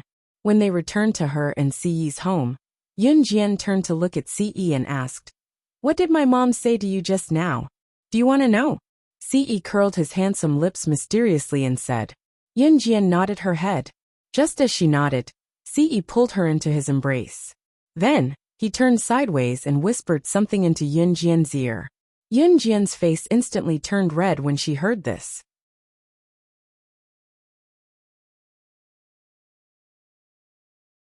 Chapter 11:10. When you do it, make sure it's dirty. Yunjian blushed at what Qin Yiru said to Ce. Ce smiled at the sight before cupping Yunjian's cheeks and kissing her. Ce only gave Yunjian a peck. He did not do anything else. His Xiaojian was still young. 3 days passed in a flash, and the senior high school entrance exam came as promised. The day of the senior high school entrance exam was unusually hot, probably the hottest day since the new year. In spite of it, the students persevered through the 3 days of senior high school entrance exam. Yunjian was always the first to finish the senior high school entrance exam. The other students were afraid that they would perform poorly during the exam, so they checked their papers multiple times. What about Yunjian? She did not even have to check her papers after she was done. Just as the 3 days of exams ended, Chen Sini, Zhang Xiaofeng, Ling Yichen, and Zhang Jian could finally relax from their hard work. Once the exams were over, the students packed up all their belongings in school and brought them home. The end of the senior high school entrance exam meant that Yunjian and the others had their break 2 weeks earlier than their usual summer break. Of course, They still had to make a trip back to school when the results of the senior high school entrance exam were released. Their classmates were about to enter different senior high schools. It was their parents who came to school to help carry the huge pile of textbooks. On the day after school ended, CE drove over to help Yunjian. CE returned to Anhun Group the next day. Taking advantage of the break, Yunjian carried a small travel bag with a lot of things and left for Min City early in the morning. Yunjian went alone. Of course, she was going to Min City purely because she had promised Chu Ning and the others that she would go for a vacation. Since the summer break was not here yet, Yunjian had her break 2 weeks earlier than usual, so Chu Ning and the others were still in school. When Yunjian arrived, she directly called Chu Xiangnan, who had a mobile phone. Chu Ning and the others were still in class. When they heard that Yunjian was coming over, they immediately sent Chu Ning to the entrance of the military academy to pick up Yunjian. Originally, outsiders were not allowed to enter the military academy, but Chu Ning had talked to the guard for a long time. In the end, when the guard found out that Yunjian was part of the next batch of students to be admitted, he finally let her in. Phew, I finally brought you in. Chu Ning wiped the sweat off her forehead and led Yunjian to the military academy's training field. The other 5 members of Team Monarch were training on the field. Hearing Chu Ning's words, Yunjian stared at Chu Ning for a few seconds, then pulled away the red arc inside. You've gotten darker. Chu Ning was stunned for a moment before she realized that Yunjian was talking about her. She even patted Yunjian on the shoulder and said with a laugh, "Don't say it out loud." Then Chu Ning brought Yunjian to the field. After meeting up with the other members of Team Monarch, the group sat on the field that stretched as far as the eye could see, basking in the scorching sun. We don't have classes at night. Yunjian, where do you want to go? Do you want to walk around the streets of Min City? Or do you want to walk around our school first? Chu Xiangnan said with a laugh. Don't interrupt. Silly Chu Xiangnan. Chu Ning snickered at Chu Xiangnan. That was the new nickname she came up with for Chu Xiangnan. Chu Nan. Yunjian pursed her lips and smiled. Just as the group of people were laughing and making a ruckus, a sarcastic voice came from behind them. Yo, isn't this our famous Team Monarch? Haha, where did this little beauty come from? Hearing that, Yunjian turned around with Chu Ning and the others to see a ruffian boy taunting Chu Ning and the others while trying to flirt with Yunjian.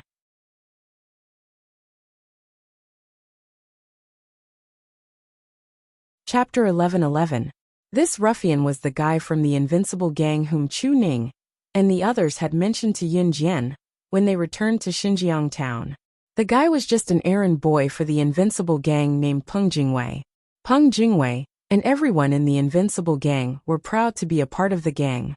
That was because the Invincible Gang had a super powerful existence.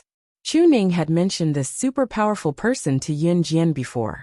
She said that Chu Ning and the others were no match for that super powerful person, even when they teamed up. Other than Jiang Weiwei, everyone else was defeated. Even Jiang Weiwei was almost injured. One had to know that Jiang Weiwei was not weak. She was ranked second in Team Monarch in terms of strength. However, even when she and Chu Ning and the others teamed up, they could not defeat that person from the Invincible Gang. One could only imagine how powerful that person was. It was precisely because they had such a powerful member who could wipe out Team Monarch, a team that was rumored to be so amazing that the Invincible Gang could be so fearless. Take Peng Jingwei for example. He was just an errand boy for the Invincible Gang, but he dared to speak to Chu Ning and the others in such a tone. It was all because the Invincible Gang had that person who defeated Chu Ning and the others alone. The Invincible Gang was extremely smug now. Peng Jingwei was indeed arrogant. He thought that the Invincible Gang was really invincible. Therefore, when he saw the Team Monarch members sitting on the field, he could not help but want to rush over and taunt them. However, he did not expect to see Yunjian among the Team Monarch members. Peng Jingwei was stunned. There was actually such a beautiful girl in this world. Moreover, she was different from those girls and women who relied on makeup and fashionable clothes on the streets. Yunjian's beauty was pure and natural. Peng Jingwei was completely mesmerized. That was why he leaned over to hit on her. Logically speaking, after hearing what Peng Jingwei said, Chu Ning should have hurled insults at him on the spot. However, after hearing what Peng Jingwei said, Chu Ning snorted. Pfft! Chu Ning burst out laughing. Of all people, Peng Jingwei had to say that Team Monarch was trash to Yun Jian? It was as if he was telling the strongest boss of Team Monarch that his team was trash, and that he should leave with him. After laughing, Chu Ning pursed her lips and turned to Yun Jian. After a while she said, "Ignore him. He's trash himself." Chu Ning and the others were used to the Invincible Gang's mockery. They couldn't be bothered with the people from the Invincible Gang now. In private, they trained as hard as they could in order to improve their skills, so that they could defeat the people from the Invincible Gang. Just as Chu Ning finished speaking and Yun Jian ignored him, Peng Jingwei panicked. "Heh, I say your Team Monarch is so trashy. Don't bring the beauty with you guys," Peng Jingwei said as he turned his sly gaze to Yun Jian. "Little beauty, aren't you blind to be with trash like Team Monarch when you're so pretty? Come with me. I'm from the Invincible Gang. It's the best team in our military school. Hey, what do you think?" Peng Jingwei said. He even wanted to reach out his hand, that was as ugly as a black man's, to hold Yun Jian's hand. Yun Jian frowned in disgust. She sat on the grass and did a light flip to avoid Peng Jingwei's hand. Under Peng Jingwei's watchful gaze, she stood up and sneered. "If my Team Monarch is trash, your Invincible Gang is worse than trash." Peng Jingwei shuddered at the mention of Team Monarch. What did she say?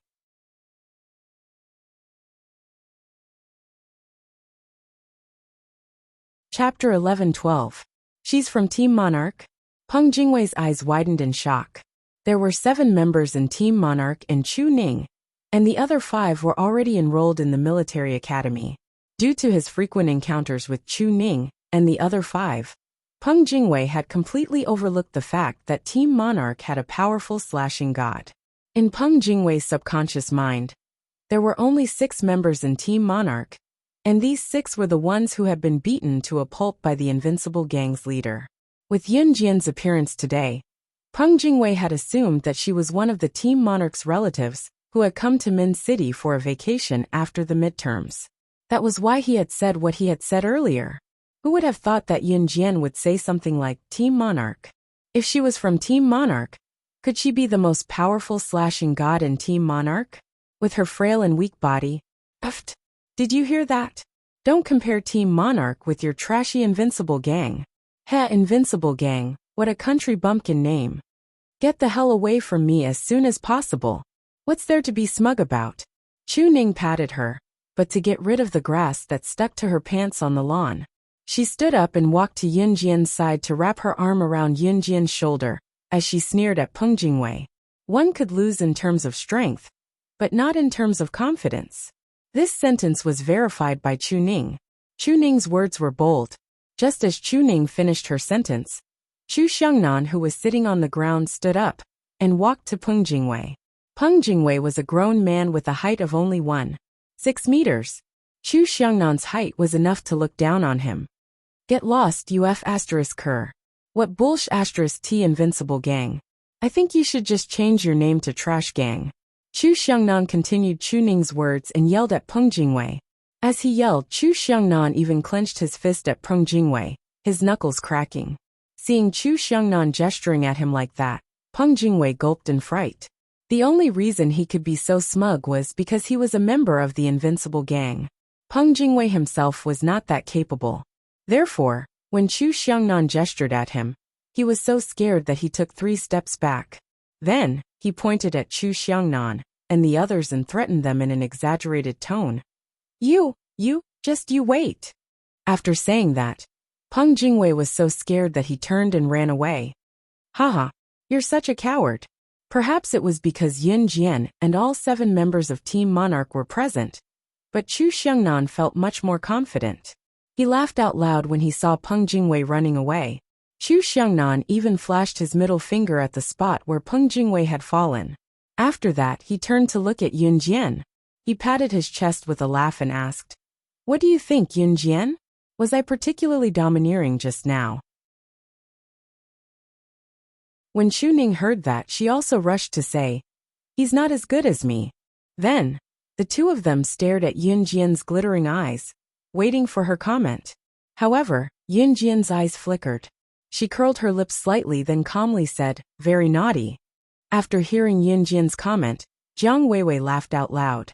Apart from Chu Ning and Chu Xiangnan's group of clowns, the others laughed.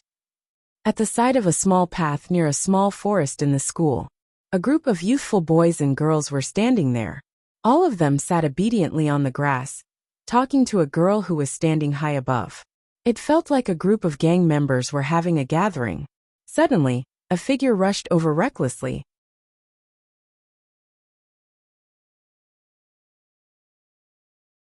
Chapter 11:13. Peng Jingwei paused when he heard the girl's low growl. Then he slowly walked over.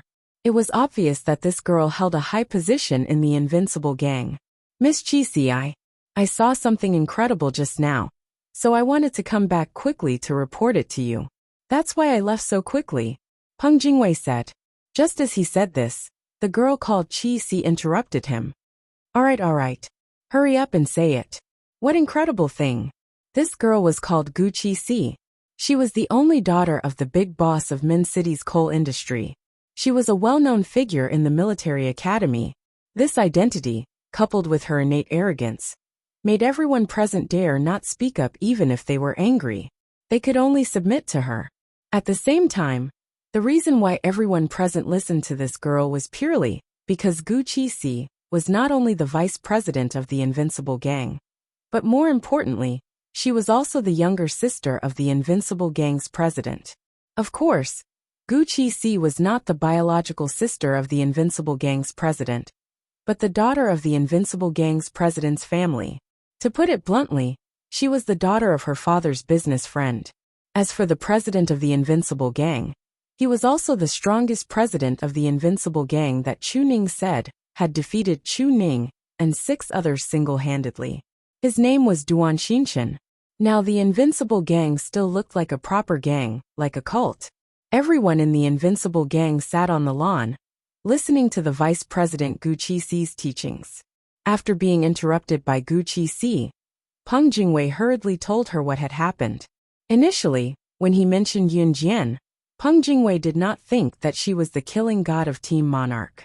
When Gu Qi and the rest of the Invincible Gang heard Peng Jingwei's words, they did not think that Yunjian had anything to do with Team Monarch. However, when he mentioned Yunjian's appearance, Peng Jingwei even made a very righteous comparison. "That beauty. TSK, I've never seen such a beautiful girl in my life." As he said that, Peng Jingwei was intoxicated. Hearing this, Gu Qi was a girl herself.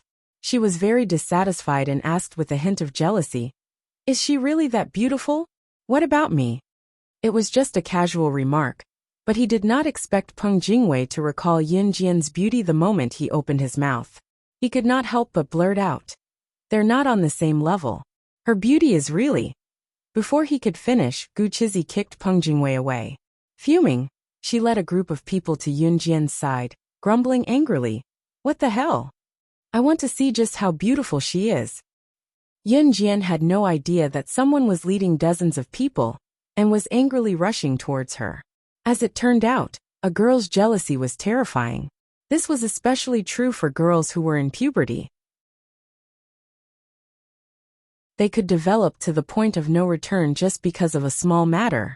At this moment, Yunjian had already followed Chu Ning and the others to the military academy's canteen. It was already noon, time for lunch. In high school, one could order their own food and pay by swiping their card. Yunjian was a guest, so of course, Chu Ning and the others fought to treat her. Looking at the big lunchbox that Chu Ning had ordered for her, consisting of 4 to 5 servings of meat and 2 to 3 servings of vegetarian food, Yunjian paused. For ordinary students, they would order at most 1 meat and 1 vegetarian dish. Let's eat." Chu Ning extended her chopsticks and called out. Then, she dug into the food in her lunchbox. During lunch, Chu Ning and Chu Xiangnan kept talking to Yunjian about the Invincible Gang. "Yunjian, you don't know this, but the Invincible Gang formed this gang because of us Team Monarch. They didn't have a gang name at first. In the end, because Team Monarch had a name, they followed suit.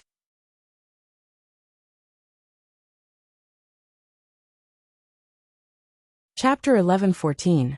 Chu Ning said with great interest. She even laughed a few times as she spoke. The Invincible Gang did not form a gang. When Chu Ning and the rest first entered the school, Gu Qixi's gang got into a fight with Chu Ning and the rest. They were even beaten up by Chu Ning and the rest. They thought that after being beaten up, Gu Qixi's gang would not dare to cause trouble again. Who would have thought that Gu Qixi would ask Duan Qinshan, a senior who was in his second year and about to enter his third year, to help? Duan Qinshan had been in the military school for almost 2 years. In addition, he was a martial artist who had been trained since he was young. It was said that he had learned martial arts from a martial arts master. So he was even more powerful. Chu Ning and the rest fought with Duan Qinshan openly and lost. In the end, the 6 of them were no match for Duan Qinshan. Since then, Gu Qixi's gang started to show off. With Gu Qixi as the leader, they started the current Invincible Gang. Gu Qixi even made Duan Qinshan the president of the Invincible Gang and recruited people from the military school. This was done in a hurry. However, Gu Qixi and the rest started the Invincible Gang purely because Chu Ning and the rest had a Team Monarch. They felt that Chu Ning and the rest had a team, and that sounded cool, so they started a gang too. They're just following the trend and foolishly following us. They don't even know if they're authentic. Haha. Chu Ning and Chu Shengnan spoke one after another and recounted everything that had happened in the military school. Yun Jian, don't you think so? At the end of her story, Chu Ning looked at Yun Jian, who was sitting opposite her. She took a bite of lean meat and said with a grin. Yun Jian pursed her lips and smiled faintly. She indeed felt that what Chu Ning said about the Invincible Gang was a little funny. It felt like children playing house. However, after Yun Jian pursed her lips and smiled faintly, she said, "Let's eat." She had just scooped up a mouthful of bean and was about to put it into her mouth when she suddenly raised her eyebrows. Bam! Bang! Bang! Bang! The sound of tables and chairs being overturned came from behind. After a pause, an unpleasant female voice came from behind. Did your Team Monarch bully our Invincible Gang's Peng Jingwei? Do you have a death wish?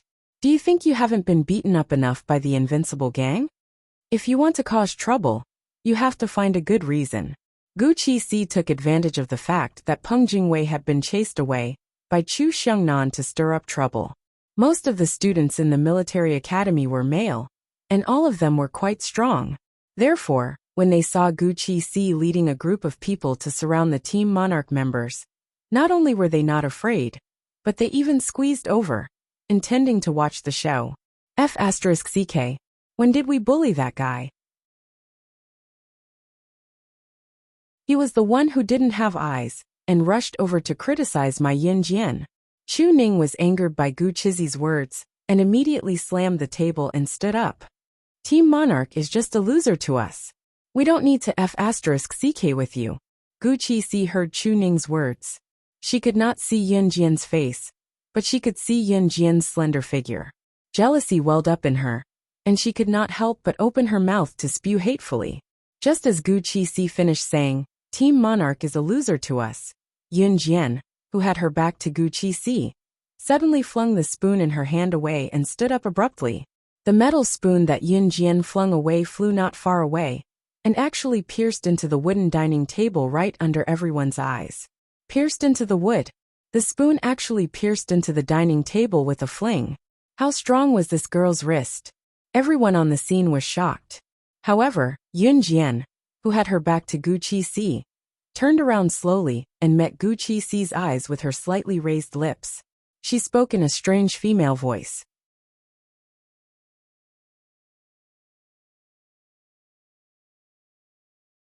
Chapter 11:15. Yun Jian's frivolous words and her strange moves gave everyone in the Invincible Gang, led by Gu Qixi, a fright, including the students having lunch in the canteen. Ever since Duan Qinshan from the Invincible Gang defeated the 6 members of Team Monarch and formed the current Invincible Gang, no one in the military academy dared to challenge the Invincible Gang. Duan Qinshan's battle could be said to have made a name for himself. Therefore, even if Duan Qinshan was not often in the invincible gang, the students in the military academy did not dare to provoke them. Yunjian's actions just now had shocked everyone, partly because of her strange moves, and partly because, why was this pretty girl so angry when she heard Gu Qixi say that Team Monarch was a defeated team? She was not even a member of Team Monarch, so why did she act as if she was? Yunjian, well said, we're on your side. Chu Ning shouted when she heard that. That's right. Chu Xiangnan and the other members of Team Monarch agreed. When Gu Qixi saw Yunjian's beautiful face, she was indeed filled with jealousy, especially when she recalled what Peng Jingwei said just now. Gu Qixi had the urge to get rid of Yunjian. Therefore, Gu Qixi clenched her fists and glared at Yunjian. After 2 seconds of silence, she said angrily, "Ha, you're just bluffing." It's just a bluff. Team Monarch is a loser. Everyone has seen it with their own eyes. Besides, you're an outsider. What right do you have to criticize us? Gu Qixi wanted to curse Yunjian, but she held it in. She felt that compared to insulting Yunjian directly, it was more important to maintain her image as a lady. You don't believe me, do you? Yunjian crossed her arms. She lifted one leg and easily placed it on a table in the canteen. Then, she extended her slender index finger and hooked it at Gu Qixi. Let's fight if you're not convinced. Today, I'll show you trash from the trash gang what it means to be defeated, Yunjian said, tilting her head. Her disdainful tone made Gu Qixi and the others' eyelids twitch. When Gu Qixi came back to her senses, she almost charged at Yunjian, wanting to tear Yunjian into pieces. What did she say? Did she say that the invincible gang was trash? She even said that the invincible gang was trash? Gu Qixi was shaking with rage. Unable to hold herself back, she was about to charge at Yunjian when she was interrupted by Yunjian. At the main entrance of the cafeteria, a well-proportioned and good-looking boy walked in with his back to Gu Qixi. This boy's looks were not bad, and his silhouette was quite handsome. However, when this young man of about 17 or 18 walked in, the surrounding girls screamed, "Duan Qinshan! Duan Duan Duan! Duan Duan Qian!" Duan Qian had a lot of support in the military academy. Ever since he defeated the 6 members of Team Monarch single-handedly, his reputation grew. When Gu Qixi heard that her savior had arrived, she quickly turned and ran to Duan Qian's side. Then, she reached out and grabbed Duan Qian's arm. She said coquettishly, "Brother Chen, someone bullied me. It's her. It's her." Hearing Gu Qixi's voice, Duan Qian frowned and turned to look. He happened to see the girl standing in front with her arms crossed. His slightly furrowed brows suddenly loosened. The moment he saw Yunjian, his eyes lit up.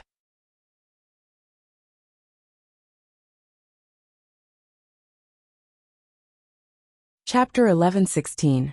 Duan Qinshan was a rather cold boy. He looked as if he did not care about anyone or anything. It was precisely because of his cold personality that Gu Qixi was so infatuated with him and liked him so much. Although Gu Qixi and Duan Qinshan's relationship was because their parents were best friends, and the two families were business partners who interacted with each other. However, just because Gu Qixi liked Duan Qinshan did not mean that Duan Qinshan liked Gu Qixi. On the contrary, Duan Qinshan was annoyed by Gu Qixi, but he did not say it out loud. The moment Duan Qinshan saw Yunjian, his eyes lit up. Yunjian crossed her arms as she scanned Duan Qinshan.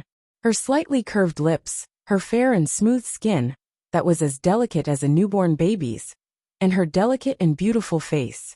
There was no man present who would not be attracted to Yunjian, especially in this military academy where there were more boys than girls. Even an ugly girl would be worshipped to the heavens, let alone a delicate girl like Yunjian. Gu Qixi saw Duan Qinshan sizing up Yunjian, and became even angrier. She forced herself to resist the urge to rush up and kill Yunjian. She held Duan Qinshan's arm and shook it, then said in an even more coquettish tone, "Brother Duan Qinshan, you bullied your sister." "Brother Chen, she just bullied your little sister Qixi. Aren't you going to avenge her?"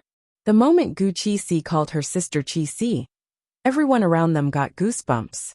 Yun Jian also frowned subtly. Pft, who bullied who? Gucci si.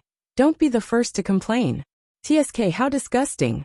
Chu Ning retorted rudely. Just as Chu Ning finished speaking, Duan Xinshan let go of Gu Qixi's hand and walked over to Yun Jian. Seeing this, Gu Qixi smiled slightly. She knew that her brother Chen would help her. However, just as Gu Qixi thought this, Duan Xinshan stood in front of Yun Jian and asked Yun Jian with a hint of indifference. What's your name? Yun Jian crossed her arms and glanced at Duan Xinshan. In terms of aura, she did not lose to Duan Xinshan at all. You don't need to know, because I never tell trash my surname. Yun Jian's words made everyone around her stop for a moment. Was she crazy? Did she know who was standing in front of her? He was the legendary figure who defeated the 6 members of Team Monarch single-handedly, Duan Xinshan, who was even known as the young god of war. When Duan Xinshan heard Yun Jian's words, he raised his eyebrows and looked at Yun Jian in what he thought was a cool pose. He said in a muffled voice, "Ha, interesting." Just as he finished speaking, someone pointed at the door and shouted, "Ah, the instructor is here." Hearing this, everyone looked up. Yun Jian also turned to look at the entrance of the cafeteria. She saw a tall and burly man in his 30s, hurrying into the cafeteria, with several instructors in tow. Yun Jian narrowed her eyes slightly. The man in the lead was Yu Shaluo, a good comrade whom Gu Junjian had invited to a banquet. Yu Shaluo was leading the way with several instructors in tow. Just as they arrived, Yu Shaluo looked at Yun Jian delightedly. Why didn't you tell us that you're coming to our military academy? Otherwise, we would have come to entertain you. Yu Shaluo was one of the strictest instructors in the military academy. Hence, the moment he said that, everyone was stunned. Who was she? Why did the instructors have to entertain her now that she was here? Instructor, she was brought into our school by Team Monarch without permission. Our school doesn't allow outsiders. Are you going to punish Team Monarch? Seeing that the instructor had arrived, Gu Qizi did not know what was good for her and asked. Just as she said that, Yu Shaluo frowned at Gu Qizi and snapped, "Punishment my ass. She's Team Monarch's slashing god, and will be attending our school next semester. She's one of us." As soon as he said this, everyone present was stunned with fear. What?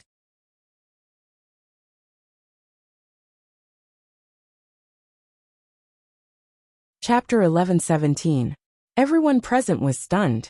After all, in their minds, Yun Jian was so beautiful that her skin was so smooth that it could be broken with a snap of the fingers. She was completely different from a Special Forces soldier. Usually, girls who could become advanced Special Forces soldiers were either tanned to the point that they looked like charcoal or ugly women without any salt. What about Yun Jian?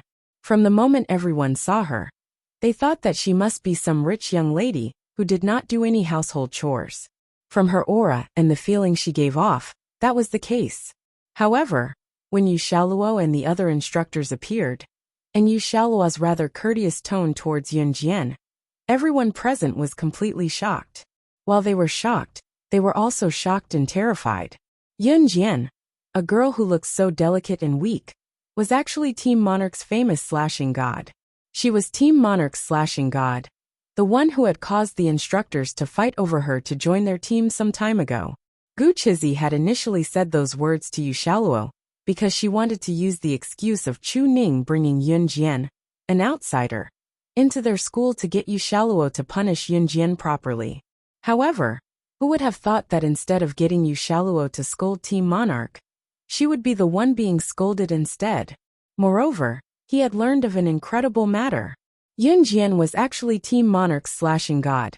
Gu Qizi's mouth, which was already slightly agape, dropped even further. As for the group from Invincible Gang, including Duan Qinshan, they were completely dumbfounded. All of them looked at the scene unfolding before them in disbelief.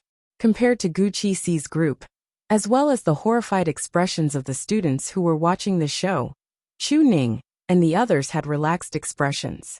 "Heh, my Yun Jian is amazing." Chu Ning stood beside Yun Jian. She glanced sideways at Yun Jian's flawless face and said. As Chu Ning spoke, she gave Gu Qizi a provocative look. There was a hidden smirk in his eyes that said, Now you have nothing to say, right? Gu Qixi had always been a competitive girl. When she caught a glimpse of Chu Ning's gaze, she felt even angrier. Although she had just expressed a strong shock at Yun Jian's identity, Gu Qixi was never a person who was willing to be at a disadvantage. To put it bluntly, he would not shed a tear until he saw the coffin. Hee. Gu Qixi first snorted coldly, then she sized up Yun Jian from head to toe. Yun Jian's frail body was on the verge of collapsing. She gave off the impression that she was a fragile girl.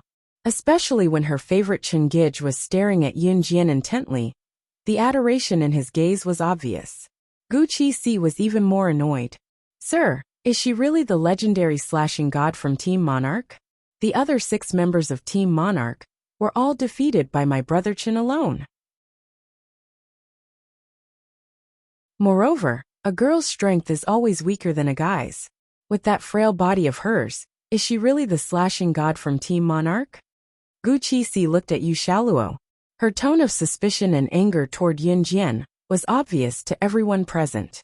Yu Shaoluo was stunned, but he quickly reacted. He looked at Yun Jian and said to Gu Qixi with unusual firmness, "If it wasn't her, who else in this world could have wiped out the most powerful flying sky gang in Country X's H province's underground black market all by herself? And who could have gathered the Kosha mercenaries and an Hun group to join forces with the Zhe province's army to completely wipe out the international assassin group, Inferno Ring?"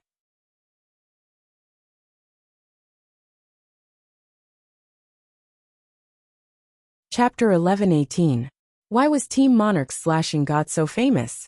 Most of the people present only knew of Team Monarch's slashing god and had heard of her name before. However, what they knew about Team Monarch's slashing god was limited. Some of them even knew of Team Monarch's slashing god title, but it was only limited to the time when a few of the instructors fought over her and ended up being caught by the chief instructor and scolded harshly. Yun Jian's previous feat was not known in Min City Military School. Moreover, the students had no way of knowing about it. They only knew that Team Monarch's slashing god was powerful, but no one knew how powerful she was. It was the same for Gu Qixi. Her invincible gang had no idea how powerful Team Monarch's slashing god was, which was why they provoked the other 6 members of Team Monarch. As for Duan Xinchen, he looked indifferent and did not like Gu Qixi, but he did not refuse when Gu Qixi asked him to take on the 6 members of Team Monarch. Moreover, not only did Duan Xinchen not refuse, he defeated the 6 members of Team Monarch right away, not giving them any face as classmates. When the 6 members of Team Monarch were defeated by Duan Xinchen, although Duan Xinchen did not come out to ridicule them, he made Chu Ning and the others suffer from the ridicule of their classmates. Moreover, Duan Xinchen maintained his cold personality and pretended to be a handsome man of few words. Duan Xinchen's strength was not bad, which was why he liked to pretend to be a mysterious person. Of course, before Yun Jian appeared, Duan Xinchen's mysterious facade was quite successful. However, the moment Yu Shaoluo finished talking about Yun Jian's legendary experience, Duan Xinchen's pretentious face froze completely.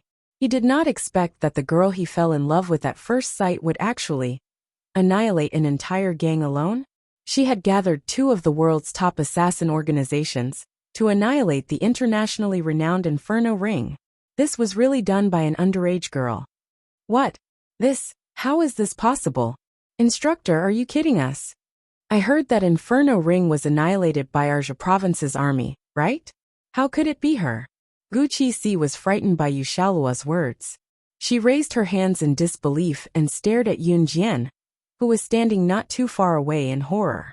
Yun Jian narrowed her eyes and looked over with a sneer.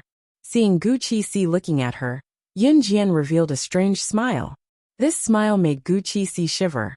Gu Qixi quickly retracted her gaze and looked at Yu Shaoluo. She hoped to hear from Yu Shaoluo that he had made a mistake, and that such a powerful person was not Yun Jian. However, before Yu Shaoluo could make a sound, Yun Jian snatched the right to speak. Yun Jian was standing not far away. She suddenly stopped smiling and looked at them with her clear eyes. Then she said indifferently, "If it wasn't me, could it be you, trash?" Yun Jian's words, coupled with her cold and beautiful face, made everyone stare at her for a few seconds. Gu Qixi was shocked by Yun Jian's rhetorical question. She already disliked Yun Jian. Now, Yun Jian's words made Gu Qixi even angrier. Why are you so arrogant? Be careful, or I'll let my brother Chen beat you until you have to look for your teeth on the floor. Right after Gu Qixi said that, Yun Jian's knuckles cracked as she strode toward them and uttered a rousing statement.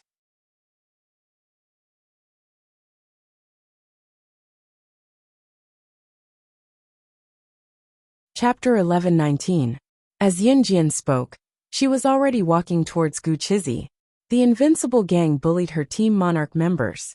Did they really think they could sit back and relax? Yun Jian's personality had always been like this. Don't blame her for being heartless. Today's incident, even if the Invincible Gang did not come looking for trouble, the Invincible Gang's president, Duan Xinchen, had beaten up Chu Ning and the others in front of the entire school, causing them to lose face. Just based on this incident alone, Yun Jian would never let the Invincible Gang off. Yun Jianer. Seeing Yun Jian walk over, Chu Ning was extremely touched. The 6 members of Team Monarch had never asked Yun Jian to avenge them, even if they had a strong teammate like Yun Jian. After being beaten up by the Invincible Gang's Duan Xinchen and losing face in front of the entire school, Team Monarch's first instinct was to fight back.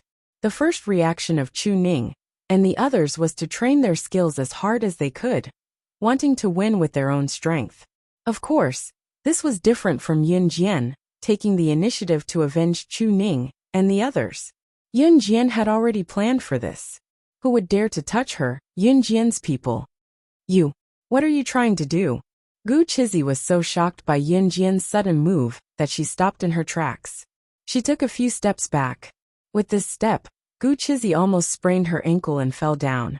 However, Gu Qixi managed to keep it in check. Cut the crap. Everyone from the Invincible Gang can come at me together, Yun Jian said frivolously as she stood on the spot with her arms crossed. Everyone from the Invincible Gang. Come at me together? There were 30 to 40 members of the Invincible Gang present. Moreover, everyone in the military school was naturally different in strength from the students in normal schools. It could be said that everyone's strength was on par with students like Chu Xiangnan and Yun Jian. Wanted to take on 30 to 40 people alone? Was she crazy? Huh? What? You want everyone from the Invincible Gang to go against you alone? Great. Gu Qixi was still a little afraid of Yun Jian just now. Now that she heard Yun Jian's words, she almost clapped her hands and cheered. Gu Qixi originally thought that Yun Jian wanted to have a one-on-one battle with the Invincible Gang. However, they did not expect Yun Jian to be so fierce. She wanted to take on 30 to 40 members of the Invincible Gang alone. Most importantly, they had the strongest big brother Chen on their side. Even if she, Yun Jian, was made of steel, she would still lose to 30 to 40 of them. Gu Qixi was just about to direct everyone from the Invincible Gang to fight Yun Jian when Duan Xinchen pressed her shoulder down. Duan Xinchen pressed his hand on Gu Qixi's shoulder and stared at her perfect face, mesmerized, before telling Gu Qixi, she's just a girl. It's not good for our Invincible Gang to bully her with numbers. Duan Xinchen's words made Gu Qixi's face darken immediately. Brother Chen, you're actually defending her. Gu Qixi shouted angrily. Seeing the actions of the few people present, the instructors did not stop them. Instead, they stood aside and watched the show. If it had been any other time, the instructors would have stepped forward to stop the students from fighting one-on-one in front of them. However, today, the main character was Yun Jian, and they did not say a word. You're not going to make a move, are you? Yun Jian stood where she was with a nonchalant smirk. After laughing, she suddenly stopped smiling. In the next second, everyone saw her figure flash. It really only took a few seconds. Duan Xinchen stood in his original spot and chased after Yun Jian's figure. By the time he saw Yun Jian's figure with his naked eye, he felt Yun Jian's foot land on his abdomen. With a bang, Duan Xinchen was kicked to the ground. Yun Jian, who had retracted her leg in time, sneered. Pretending to be a man who won't attack a woman? I'm sorry, but even if you don't fight, You won't be able to change your fate of being kicked out of the canteen today.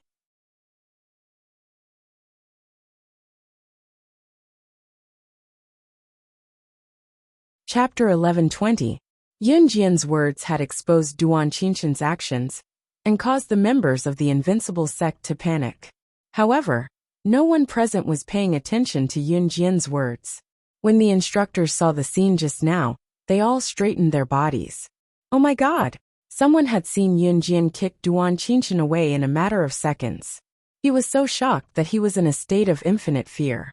Gu Qixi had seen her most admired and adored brother Chen get kicked away by Yunjian. Her entire body tensed up and her hands clenched into fists, as if she had seen something extremely terrifying. At that moment, everyone was not shocked by Yunjian's action of kicking Duan Qinshan away. The people present were all people with strength. Usually there would be fights. Moreover, most of the people present would be able to kick someone to the ground. This wasn't a difficult move. The reason why the people present were shocked, terrified, and frightened was that their eyes were wide open in fear and shock. It was because of Yunjian's speed. The distance between Yunjian's position and Duan Qinshan's position was at least a dozen meters. The time it took for Yunjian to charge over and kick Duan Qinshan away was definitely not more than 3 seconds. Her speed was so fast that the naked eye could not capture it. Duan Qinshan, who had defeated Chu Ning and the other 6 members of Team Monarch single-handedly, did not even realize that Yunjian was standing right in front of him before he was sent flying with a kick.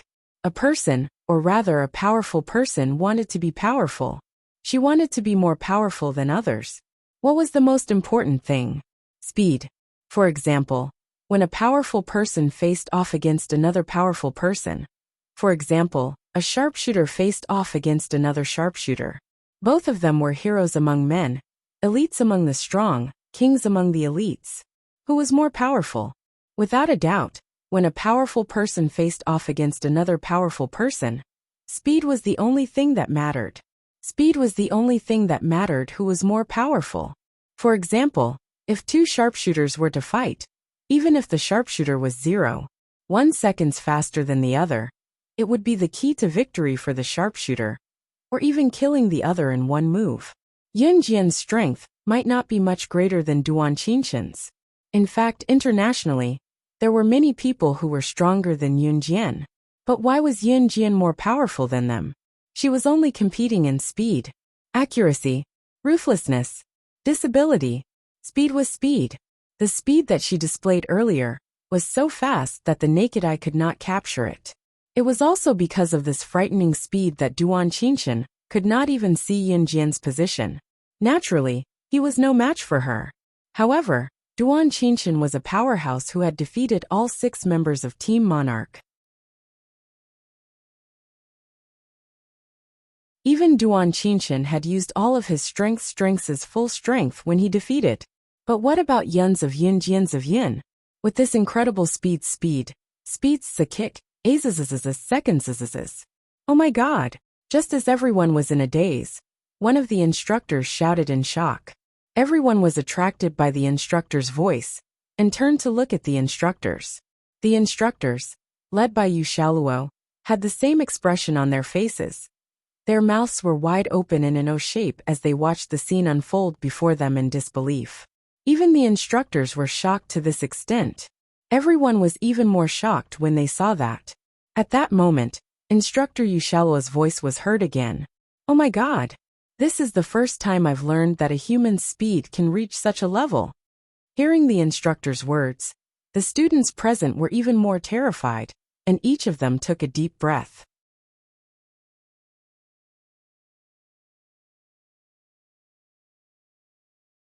Chapter 11:21. There was a reason why the instructors did not intervene when they saw Yunjian challenge the invincible gang. After all, Yunjian had made a name for herself, and the instructors had gotten into a fight not too long ago to fight for her. Even the chief instructor had to step in to stop them before they were willing to let it go. However, the instructors had not seen Yunjian except for Yu Shaoluo. When they saw Yunjian earlier, they had some suspicions in their hearts. It had to be said that Yunjian's looks, coupled with her identity, were really hard to believe. That was why the instructors did not intervene just now. In fact, part of the reason was that they wanted to see how strong Yunjian really was. However, reality proved that whether it was Yunjian's strength or her methods, they were not disappointed. Not only were they not disappointed, but at this very moment, the few instructors present were completely shocked. Was she really just a teenage girl? That heaven-defying speed just now was too shocking, right? After Yunjian retracted her leg, she did not look at Duan Qinshan immediately. Instead, she turned slightly to the side and glanced at the instructors behind her from the corner of her eyes. She pursed her lips slightly. "Instructors, are you satisfied?" Everyone thought that after Yunjian attacked Duan Qinshan, she would continue to attack him or ask him to stand up and continue to fight. However, no one expected Yunjian to turn to the instructors behind her and say what she had just said. Everyone present was bewildered. However, the instructors trembled violently and straightened their backs immediately. Several drill masters exchanged glances without leaving a trace. They were even more horrified and stunned when they saw Yunjian and Duan Qinshan arguing just now. The instructors should have intervened and stopped them. However, they did not. No one present had any suspicions either. The instructors had thought that they wanted to see Yunjian's skills, and that no one present would know the reason. However, they had miscalculated. Yunjian was not only skilled, but the instructors also did not expect that her observation skills were equally shocking. When Yunjian suddenly asked, a tall, thin and handsome instructor who had been tanned by the sun paused. Then he pursed his lips and replied, very strong. As soon as the instructor finished speaking, Yu Shaluo stepped forward to clear his name. Cough, cough, cough. Fighting is not allowed in school. Yunjian was just joking with you. Let's stop here. If the instructors did not step up to stop the fight now that Yunjian had called their names out of the blue, the students would realize that they had not stepped up to stop the fight at the first instance. Moreover, Yu Shaluo and the other instructors were obviously biased towards Yunjian. After hearing Yu Shaluo's words, the instructors from the Invincible Gang did not dare to move. Instructor, how is that a joke? My brother Chun is about to vomit blood from the kick. Gu Chizi was unconvinced. She pulled up Duan Qinshan, who had been kicked to the ground and was about to vomit blood, and said indignantly, Then what do you want? Yu Shaluo glared at Gu Chizi with a headache. I want her to apologize to us. Gu Chizi could not remember how her good brother Chun had humiliated the 6 members of Team Monarch. Forget about an apology. Duan Qinshan did not even apologize to Chu Ning and the others. At this moment, Gu Chizi pointed her finger at Yunjian. She was very confident that Yunjian would be forced by the instructors to apologize to them. However, just as Gu Chizi spoke, Yunjian's cold voice rang out. Apologize? Sure. As she spoke, Yunjian was already walking over.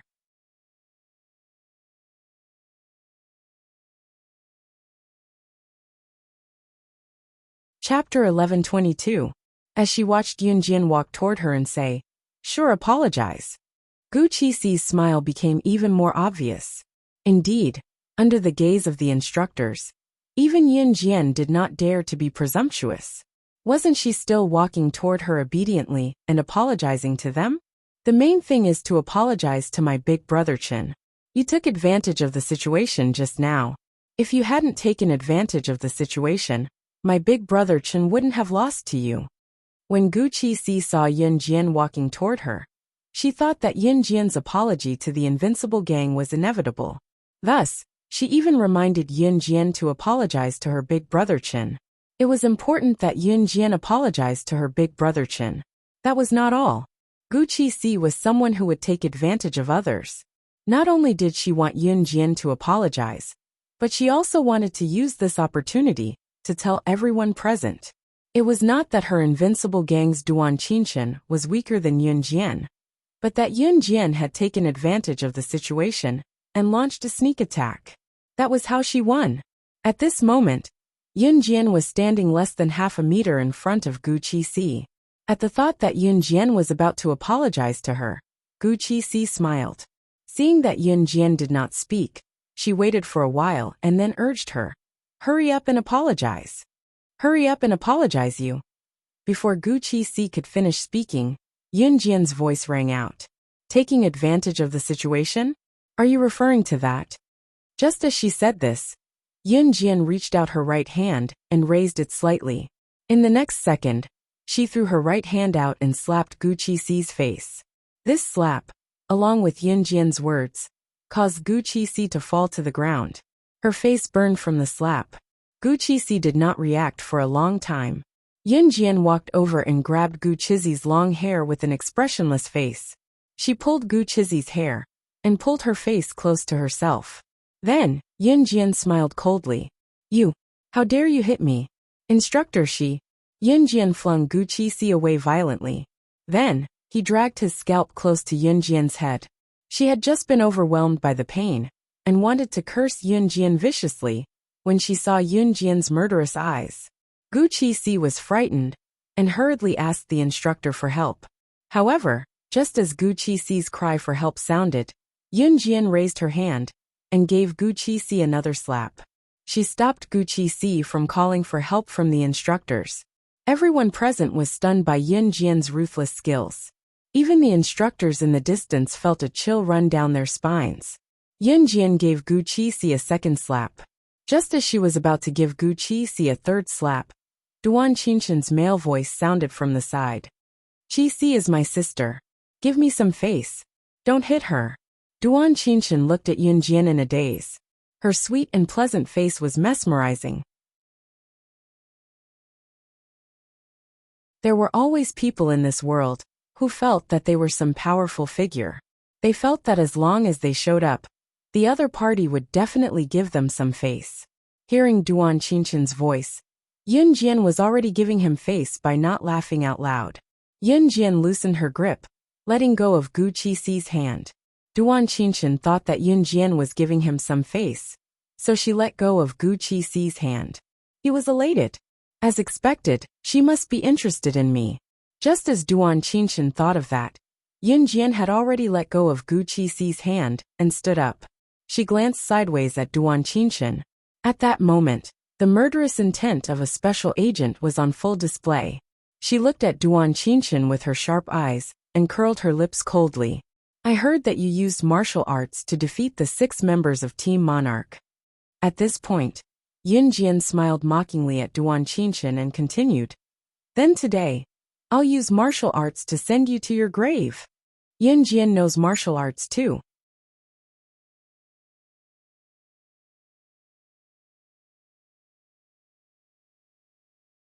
Chapter 1123. Martial arts were different from Taekwondo, Sanda and grappling. It required long-term persistence. Of course, mastering martial arts could improve a person's reaction speed and agility, which were essential in combat. Those who could learn martial arts usually started practicing when they were very young. Therefore, when they heard that Yun Jian actually knew martial arts, everyone present was completely shocked. Yun Jian, you actually know martial arts? Chu Ning, who was standing nearby, looked at Yun Jian in a daze and asked in surprise. Genius. She's a genius. She actually knows martial arts. Ha ha ha. She's now the daughter of my old comrade. My old comrade even instructed me to teach her well. She'll definitely join my team next semester.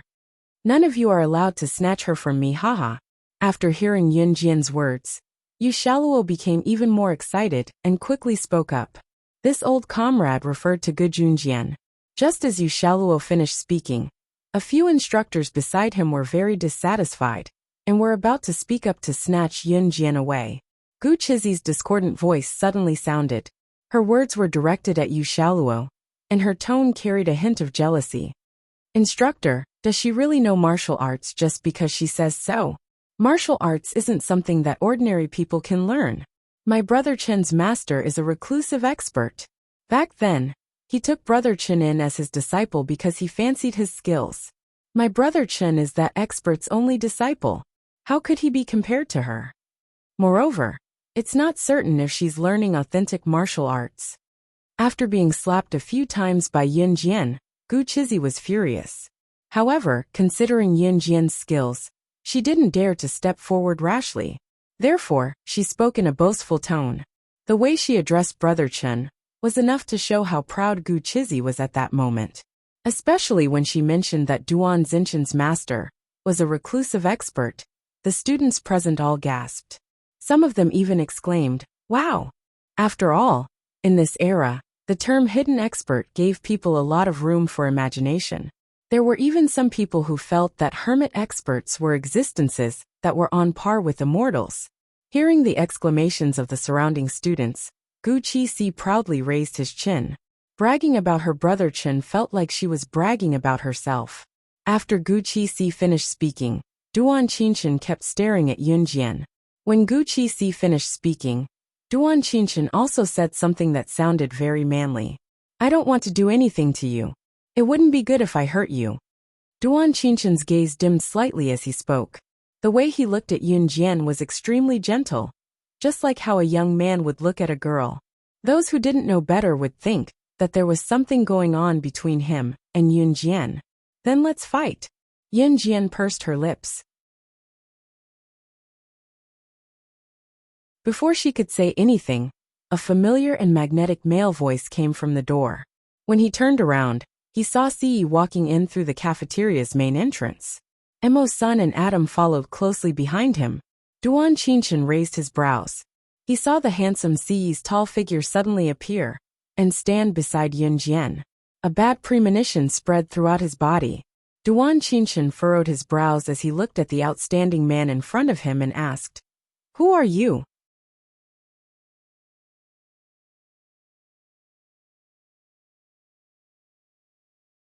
Chapter 11:24. The moment Ci finished speaking, Duan Qinshan's face turned as black as charcoal. She actually has a man. Duan Qinshan only had one thought at that moment. The girl that he had finally taken a liking to was already with a man. At that moment, Duan Qinshan saw Yunjian nestled in Ci's arms in front of everyone. She lifted her head slightly and looked at Ci. She pursed her beautiful red lips and asked softly, "Why are you here?" Her soft, feminine voice melted Ci's heart. Ci's heart was about to melt. Of course, Yunjian would only reveal such a girlish expression when she was with Ci. When Ci heard Yunjian's gentle voice, he felt that even if she asked him to die, he would fulfill her request without hesitation. His face that was flat and emotionless, as if it would be cold and emotionless for the rest of his life, revealed a handsome expression that was only reserved for Yunjian. "I'm here to sign up." Looking at Yunjian's petite face, Ci almost kissed her tender lips in front of everyone, but he held himself back in the end. He looked at Yunjian with a gentle gaze and spoke softly. "Sign up." Yunjian raised her brows slightly and repeated in surprise. "Sign up. Our Min City Military Academy has a limited number of places, and students have to pass the high school entrance exam to be admitted. If you sign up so hastily, our school will not accept you." When he heard that Ci wanted to sign up for their school, Duan Qinshan felt like killing Ci. He looked at Ci's face, which was many times more perfect and handsome than his own. He had originally planned to pursue Yunjian after she entered the school next semester. In the end, Ci had appeared out of nowhere and was even prettier than him. Duan Qinshan was extremely unhappy. On the other hand, Duan Qinshan knew at a glance that other than Yunjian, the results of the middle school exams were not out yet. Even if Ci wanted to study in their military academy, he would have to see if he had the right to do so. How could he come to school just because he wanted to? Exactly.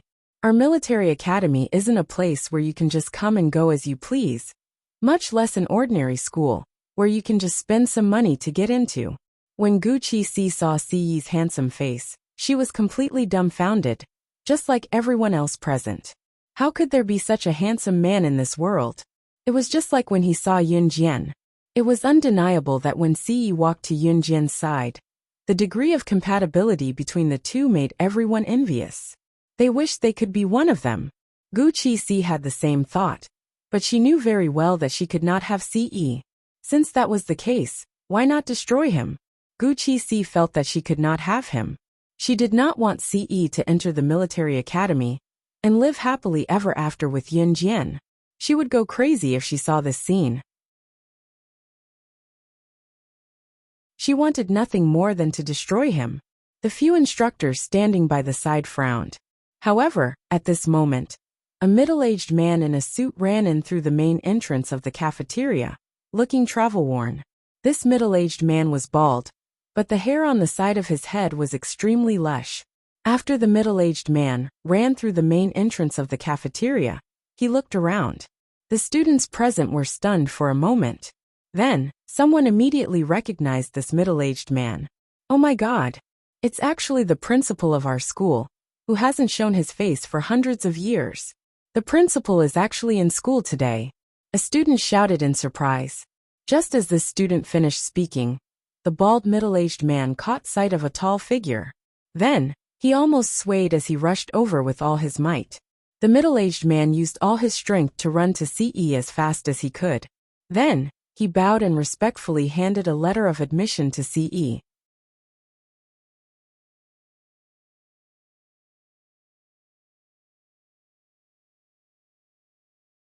Chapter 1125. This middle-aged man was the principal of Min City Military Academy. His surname was Murong. Principal Murong was the principal of the military academy.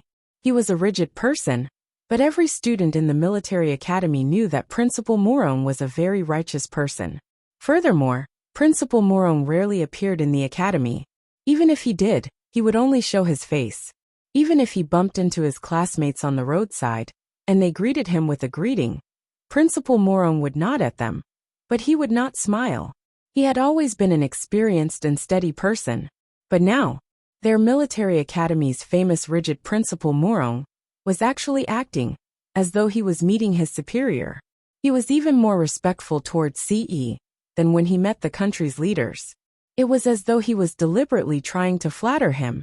Min City Military Academy was a famous school with a long history. The principal of Min City had always held considerable authority. In other words, even if the provincial leaders came down, Principal Murong would not need to flatter them. This was because Principal Murong's status was different from that of ordinary high schools. But now, he was actually being so respectful towards a young man in his 20s. This scene was extremely horrifying in the eyes of everyone who saw it. Especially Duan Qinshan and Gu Chizi. What they had said to CE just now could be said to be absolute. They had used an absolute tone to tell CE that a person like him had no right to study in their military academy. But Principal Murong's appearance now was like a tight slap to Duan Qinshan and Gu Chizi's faces. Duan Qinshan and Gu Chizi's faces instantly turned pale. At this moment, they were so ashamed that they could not find a place to hide themselves. Facing Duan Qinshan and Gu Chizi's embarrassment, CE, who was hugging Yunjian's slender waist, only reached out a hand and waved it gently. Emo-san, who was behind him, understood. He stepped forward and reached out his hand to Principal Murong on behalf of CE. Give it to me. When Principal Murong heard this, he happily handed the admission notice to Emo-san personally. Then he smiled and looked kindly at CE. Have you eaten? Do you want me to swipe your card? Headmaster Murong said as he quickly lowered his head and took out a meal card from his pocket. In school you can't get food without a meal card. No need. CE was a man of few words when dealing with outsiders. His eyes were fixed on Yunjian, who was in his arms.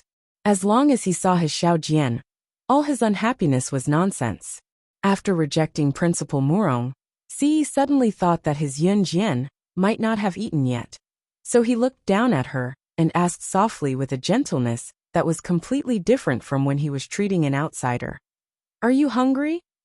I've already eaten, Yunjian said as she pointed at the boxed lunch she was eating not far away. You're not done yet. CE looked in the direction that Yunjian was pointing and frowned slightly. Let's eat first. You can't be hungry, it'll affect your health, CE said as he tugged Yunjian's hand and led her there. CE's aura had intimidated everyone just now, so no one dared to move. They could only watch as CE tugged Yunjian's hand and led her there. They were halfway there, when Duan Qinshan's voice came from behind them again.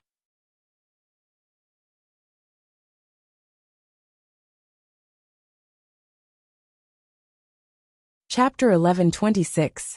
Seeing Ce groping Yunjian, and even holding Yunjian's hand, as they walked to the dining table like a couple, Duan Qinshan could not take it anymore. Duan Qinshan had always known that he was outstanding, and worked harder than others when he was young. When he grew up, he even became the representative of other people's children. Some time ago, he even took on the 6 members of Team Monarch, and was later given the title of Young God of War. All of this made him very confident, and he looked at the people around him in a higher light. Duan Qinshan's standard for choosing a partner was that ordinary girls were not good enough for him.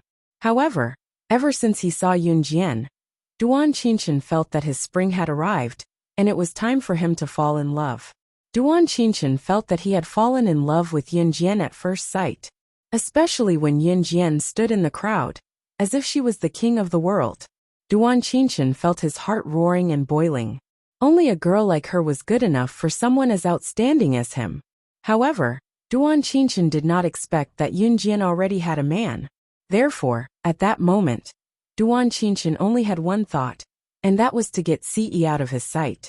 He did not even consider why Principal Murong was so respectful to Ce. Just as Duan Qinshan finished speaking, everyone present looked over, as if they were about to watch a good show. Principal Murong was originally respectful to Ce, but when he heard Duan Qinshan speak to Ce in such a tone, he was so scared that he trembled. "Shut up! Shut up! Shut up!" Principal Murong's face froze when he heard Duan Qinshan provoking Ce. He immediately yelled at Duan Qinshan. "This big shot is not someone you can provoke as you please." Principal Murong yelled at Duan Qinshan. Duan Qinshan was even more indignant after being yelled at by the principal. "I accept."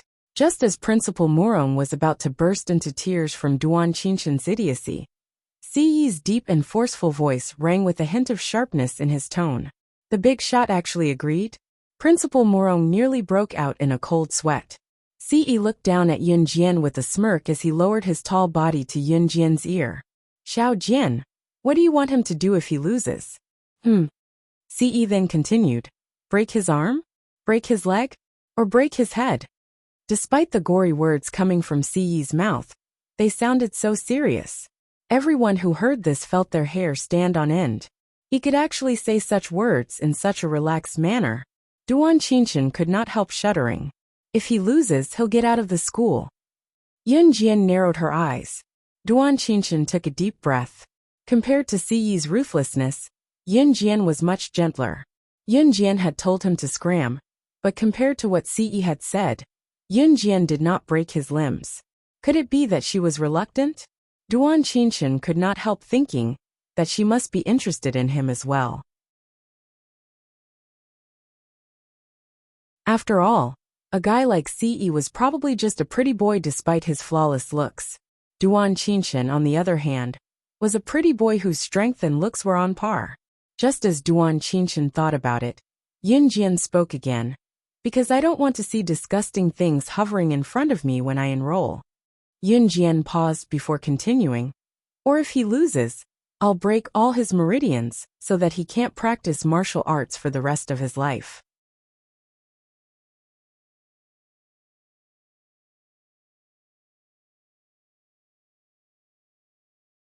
Chapter 11:27. Duan Qinshan's last bit of hope was shattered when he heard Yunjian's words. Was he really that unbearable in her eyes? Whatever Xiao Jian says. Ce caressed Yunjian's head softly.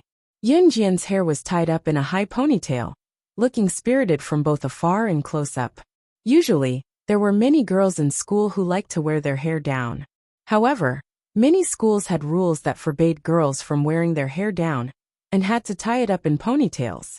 Many girls did not know that a girl's true beauty came from her heart. Just like this high ponytail, it gave off a domineering and spirited vibe. Yunjian liked to tie her hair up in such a high ponytail as well. The hairstyle suited her as well. Although she didn't look as feminine as some girls, she vividly reflected her unique beauty, which was something that no other girl could compare to. Ce stroked her hair softly, his movements smooth as well. Looking at Ce's gentle gaze, Duan Qinshan, who stood a distance away, could not hold himself back. Due to his confidence, Duan Qinshan told Ce, Fine. If you lose, you're out of the military academy. If I lose, not only will I be kicked out of the academy, I'll cripple all my meridians and never practice martial arts again. Duan Qinshan's words stunned everyone present. Qingich, are you crazy? Is it just for her? Gu Qixi was shocked by Duan Qinshan's actions and roared at him, with a finger pointing at Yun Jian. Qixi, move away. Duan Qinshan pushed Gu Qixi away and went to Ce. No, I won't. Even if Gu Qixi was dumb, she could tell what Duan Qinshan thought of Yun Jian. She would be dumb if she let go now. Duan Qinshan's gaze darkened. He could not take it anymore, and his heart skipped a beat before he flung Gu Qixi away. Qixi, stay out of my business. As he spoke, Duan Qinshan went closer to Ce. Ce smirked and rubbed Yun Jian's head before leaning down to steal a kiss on Yun Jian's red lips, right in front of Duan Qinshan. Some of the people present even shrieked when they saw the scene. Wow! Oh! Duan Qinshan's heart wrenched at the sight as he bellowed and charged at Ce. Go to hell! Go to hell! Ah! Duan Qinshan bellowed as he sprinted toward Ce without a care for his image. Ce's eyes narrowed. Sure enough, Duan Qinshan, who had been learning martial arts since he was a child, and had even learned martial arts from an expert, was different from the people he had met before. Ah, they're fighting. They're so fierce. I think Duan Qinshan is going to win. Isn't that so? Duan Qinshan fought against the 6 members of Team Monarch a while ago, and defeated 5 of them. The woman who wasn't defeated was defeated as well. That guy is probably just a pretty boy. He's just a little good-looking, and doesn't have any real skills. Otherwise, why haven't we heard of his name? That's right. The chatter of the people present could be heard. However, the group of people who were complaining had only just reached this point. Duan Qinshan was already in front of Ce. He lifted his leg and kicked Ce, who was still hugging Yun Jian, in an attempt to kick Ce's hand away from Yun Jian. Mo Sun and Adam followed behind Ce, and did not even look like they were going to make a move. Duan Qinshan lifted his leg, and used a martial arts move to kick Ce away.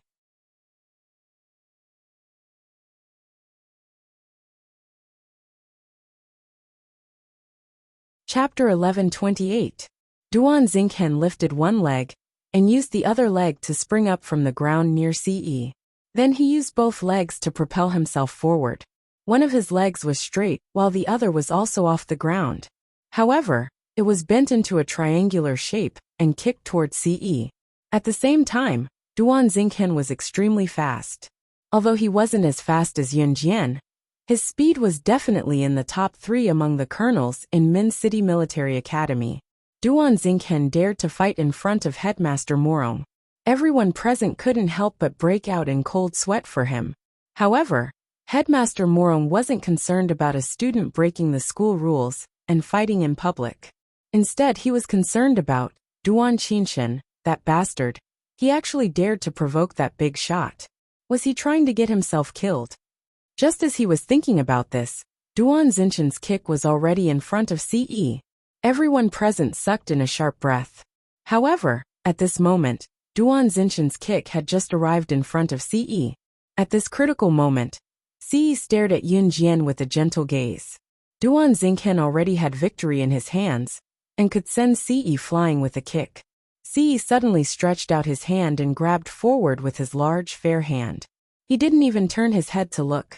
That slender palm caught Duan Qinshan's 2 feet in front of him in an instant. He didn't even look up as he grabbed Duan Xinshan's leg. Everyone present was shocked by this action. He actually grabbed Duan Xinshan's leg without even looking. Duan Xinghen had also leaped into the air and kicked towards Ce. If Ce could grab Duan Xinshan's leg, it would be equivalent to lifting Duan Xinshan's entire body weight with one hand. Ce was tall and not fat at all. His body proportions were perfect. However, just by looking at Ce's figure, it was impossible to tell that he had such strength. Just as everyone was thinking about this, Ce suddenly grabbed Duan Qinshan's leg. He led Duan Qinshan to the side, and threw him to the side. Boom! Not long after, Ce smashed Duan Qinshan onto the ground. His entire body trembled as he lay on the ground. He stretched out his hand, And without even looking at Duan Qinshan, who was about to kick him, he grabbed Duan Qinshan's leg and flung him away. His eyes were fixed on Yun Jian the whole time. This was simply a blind arrest. With Duan Qinshan's speed, even if they saw it, it would be hard for them to react in time, let alone grab Duan Qinshan's leg and fling him away without even looking. Duan Qinshan's strength had been reduced to nothing by Ce at this moment. Cough, cough, cough. Duan Qinshan lay on the ground. His heart almost exploded from being flung away by Ce. Adam, destroy his meridians.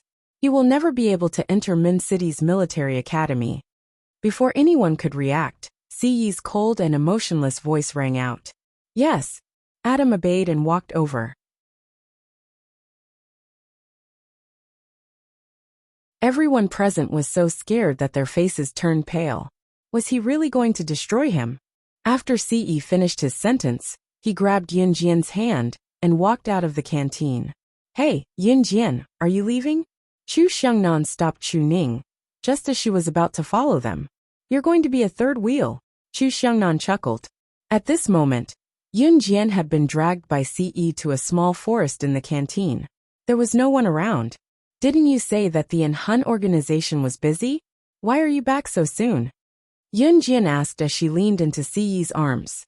We're going to Yulong mainland tomorrow. I'll be back to accompany you. Ce hugged Yun Jian as he held Yun Jian's hand. He looked at Yun Jian tenderly.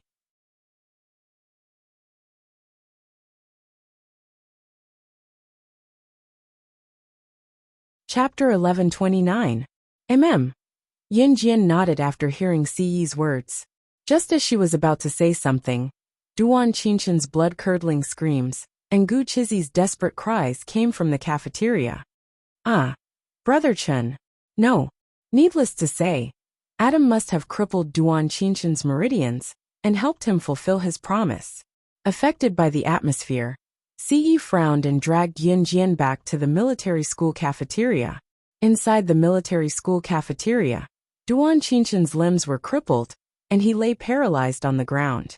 Seeing this, Headmaster Morong, as the headmaster of the military school, should have stepped in to stop this, but he did not dare to say a word. It was Duan Qinshan's fault for messing with that big shot for no reason. Headmaster Morong did not dare to intervene at all. The instructors stood rooted to the ground and gulped. They saw Ce pulling Yun Jian into the cafeteria. Yun Jianer! Chu Ning shouted the moment she saw Yun Jian. Yun Jian had already returned to her original spot. Duan Qinshan's meridians were crippled in public, and he was already unconscious, but Gu Qizi was still crying. You reap what you sow, Chu Ning said angrily as she glanced at the other side.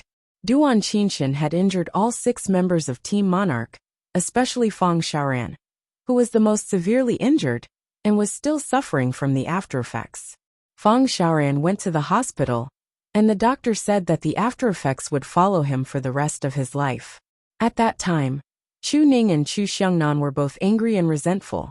Duan Qinshan had won the admiration of the entire school because of that battle, but he had severely injured all 6 members of Team Monarch and caused them to be despised by the entire school. Chu Ning and the others trained so hard because they wanted to defeat Duan Qinshan. It was precisely because of Duan Qinshan's cruelty that Chu Ning and the others did not feel any sympathy for him. On the contrary, they felt very satisfied. However, just as Yun Jian stood in front of Chu Ning, Gu Qizi, who was crying at Duan Qinshan, suddenly stood up in hatred. She drew a knife from her waist and charged at Yun Jian. Ah, you hurt my brother Chen, I'm going to kill you. Go to hell. Gu Qizi had adored Duan Qinshan since she was young. The way she saw it, Duan Qinshan was her everything. Therefore, when she saw Duan Qinshan's meridians being crippled, and he could no longer practice martial arts, Gu Qizi felt like she was going crazy. She did not care about anything else. She only had one thought in her mind, and that was to kill Yun Jian. It was all because of her that her brother Chen had become like this. However, Gu Qizi was no match for Yun Jian. The second before Gu Qizi stabbed her knife at Yun Jian, Yun Jian kicked Gu Qizi away. At the same time, the knife in Gu Qizi's hand fell to the ground with a crisp sound. It was also at this moment that Yun Jian's cold voice rang out. It was enough to reach everyone's heart. Here, I keep my word. Since you dared to make a bet, you have to fulfill your promise. Yunjian's words were directed at Gu Qixi. It was not her or Ce who ruined Duan Xinchen, but Duan Xinchen who ruined himself. Since you don't have the ability, why put on a brave front? Since you put on a brave front, you have to pay for your actions. With that, Yunjian paused. At that moment, Yunjian was standing in front of the 6 members of Team Monarch. She looked up and a glint flashed across her eyes. She paused for 2 seconds before continuing to say something that made everyone's blood boil. Team Monarch is under my protection. If anyone dares to challenge my authority in the future, they'll be my enemy.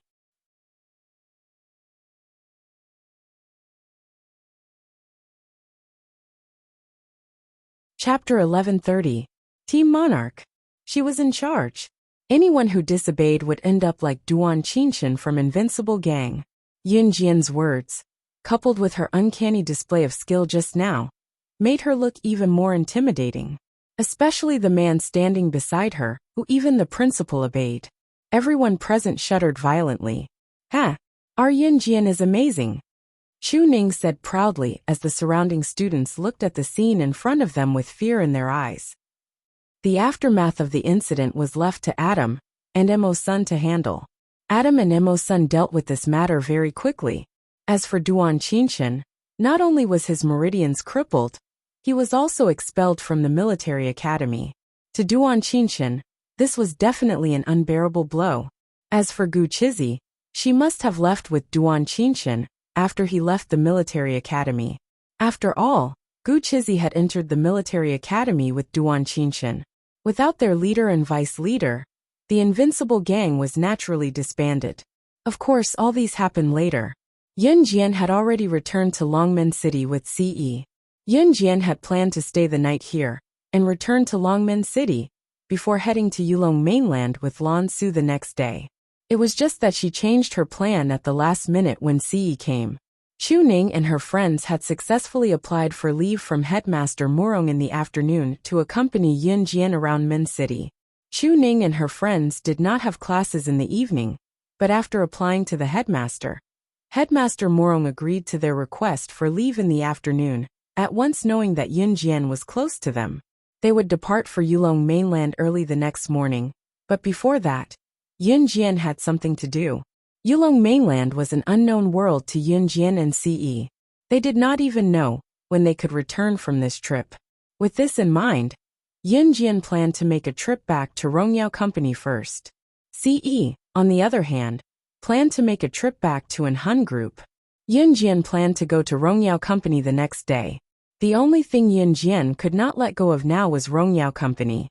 Rongyao Company was managed by a luring witch, but Yunjian knew that Hagi Company's chairman, who was also Mayor's father, had been eyeing Rongyao Company for a long time now. She did not know when she would be back after leaving this time. So Yunjian had to make a trip to Rongyao Company. Ce, on the other hand, drove off after sending Yunjian home. He planned to rush back to An Hun Group overnight and set. He would meet Yunjian directly when they discovered the ancient tomb, which was also the entrance of Yulong mainland. After sending Ce off, Yunjian went to Qingyu's suite first. After making some arrangements with her, she went to Lan Su's house. Lan Su had moved out since Qingyu's wedding. She rented a small suite. Although it was not as big as Qingyu's big suite, it was cozy and cozy. Yunjian had the key to Lan Su's house. She opened the door when she arrived at Lan Su's house. At this moment, Lan Su was squatting on the ground and packing her luggage. She was wearing a pair of loose jeans with large long sleeves. It could be said that her perfect body was completely covered. Lan Su was from Yulong mainland. It was Yulong mainland's custom to dress conservatively. Lan Su shouted happily when she saw Yunjian. Yunjian! She then waved at Yunjian. Yunjian did not close the door when she saw that. Instead, she walked over with a smile. Yunjian, look. I plan to bring these treasures back to the witch tribe. My tribesmen must have never seen these things in their lives. Lan Su said excitedly as she held the pots and pans in her hands. A familiar male voice came from the door.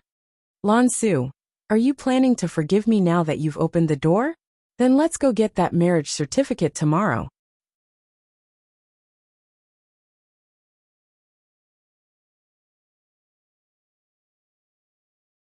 Chapter 1131. It wasn't the first time that Adam had come to Lan Su's place to beg for forgiveness. However, Lan Su had closed the door and refused to see anyone. Of course, Adam could easily enter the house through other methods, but he didn't. He felt that if he did that, Lan Su would be even more disgusted with him. However, Adam had been coming to Lan Su's house every day to beg for forgiveness. When he came over today, he saw that Lan Su's front door was wide open. He thought that Lan Su had forgiven him, but he didn't expect that the young mistress was here. Young mistress, so you're here. Adam paused for a moment, then walked in from outside the house. Although that was what he said, Adam was actually thinking in his heart, young mistress, you came at such a bad time. Yun Jian's lips curved slightly. She calmly replied, then turned to look at Lan Su. Looking at Lan Su, Yun Jian opened her mouth and said, prepare your things. We'll leave at 5:30 tomorrow. With that, Yun Jian used a thought-provoking gaze to sweep over Lan Su and Adam. Then she turned around and left. Hey Yun Jian, don't go. Seeing that Yun Jian had walked out of her house while Adam was still there, Lan Su shouted, wanting to chase after Yun Jian and pull her back. However, Lan Su was stopped by Adam. Lan Su could only watch as Yun Jian left. I haven't seen you in a long time, woman. How can you be so heartless? Adam grabbed Lan Su's wrist. He stared at Lan Su for 2 seconds. After a while, he suddenly pulled Lan Su into his arms and hugged her. Yun Jian had come over to inform Lan Su of the departure time. Now that she had said what she wanted to say, she retreated. The next day came as promised. Yun Jian had to leave Longmen City for a while, and told Qin Yiru that she was going to visit Si Yi's house, so she would only be back after some time.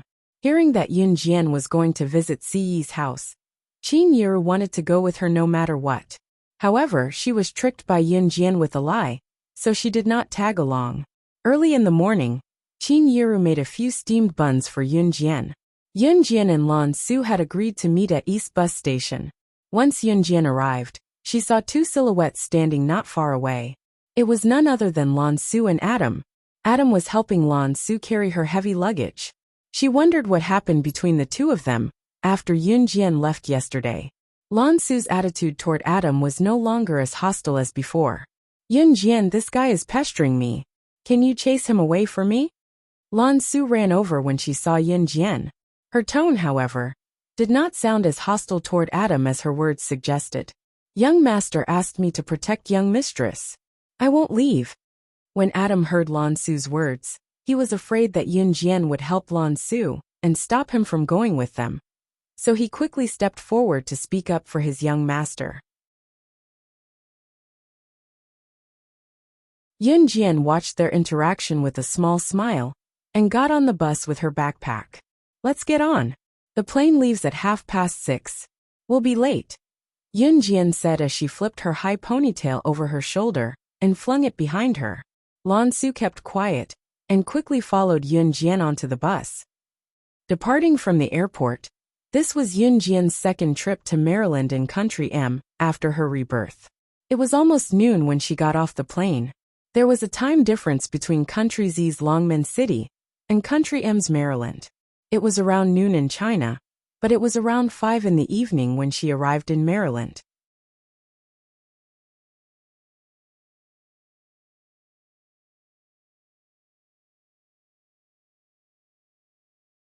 Chapter 1132. She thought that Yun Jian was visiting Si Yi's house, and Qin Yiru knew that Yun Jian would pass by Maryland and Country M, which was also the university Guxian was studying in. Qin Yiru was a considerate mother. Even if she was not Guxian's biological mother, she felt that she was obligated to treat Guxian well since she was married to Gujunjian.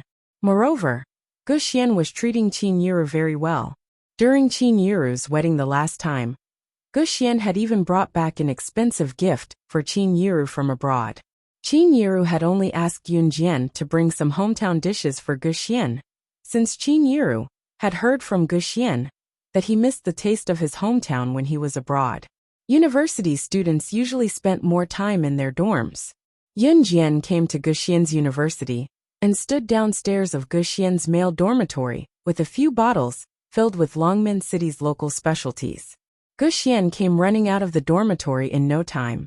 He was accompanied by a few other Chinese who had also come from Country Z to study here. When Yunjian came the last time, Guxian's best buddies, Dan Tiansheng, Wu Dazhuang, and Zhu Zilin were not present. It was not hard to imagine that Dan Tiansheng and the rest were not in the same dormitory as Guxian. The three men who came out with Guxian today were obviously Guxian's roommates. Mom asked me to bring them to you. When Yunjian saw Guxian, she passed the Longmen City's local specialties that Qin Yiru had personally pickled in a bottle to Guxian. Seeing the pretty girl coming to Guxian's dormitory for him, Guxian's three roommates chuckled. Oh, Guxian. I didn't expect a girl to come all the way here just to give you a token of love. What a surprise. Guxian's three male roommates put their arms around each other's shoulders, grinning more exaggeratedly than if they had just eaten honey. Teenagers of this age paid special attention to the actions of the opposite sex, so the trio who did not know what was going on laughed even more exaggeratedly. Guxian did not get along with his three roommates. However, he was displeased when he heard them talking about him and Yunjian in such a misunderstood tone. Don't spout nonsense. This is my younger sister. Guxian grumbled at his three roommates before he turned to look at Yunjian. Younger sister. Is there anything you need from coming all the way here? Guxian's tone was gentler. Since Yunjian's summer break ended early, while Guxian's university's summer break ended later, Guxian was still on campus. I'm here to have fun, Yunjian replied. Oh, little girl. You actually came all the way from Country Z to Country M to have fun? How old are you this year? Do you want to go out and have fun with us? Guxian's three roommates were indeed not decent people. One of them had a flat nose and was not particularly good-looking, but he was quite tall. He looked at Yunjian and said casually,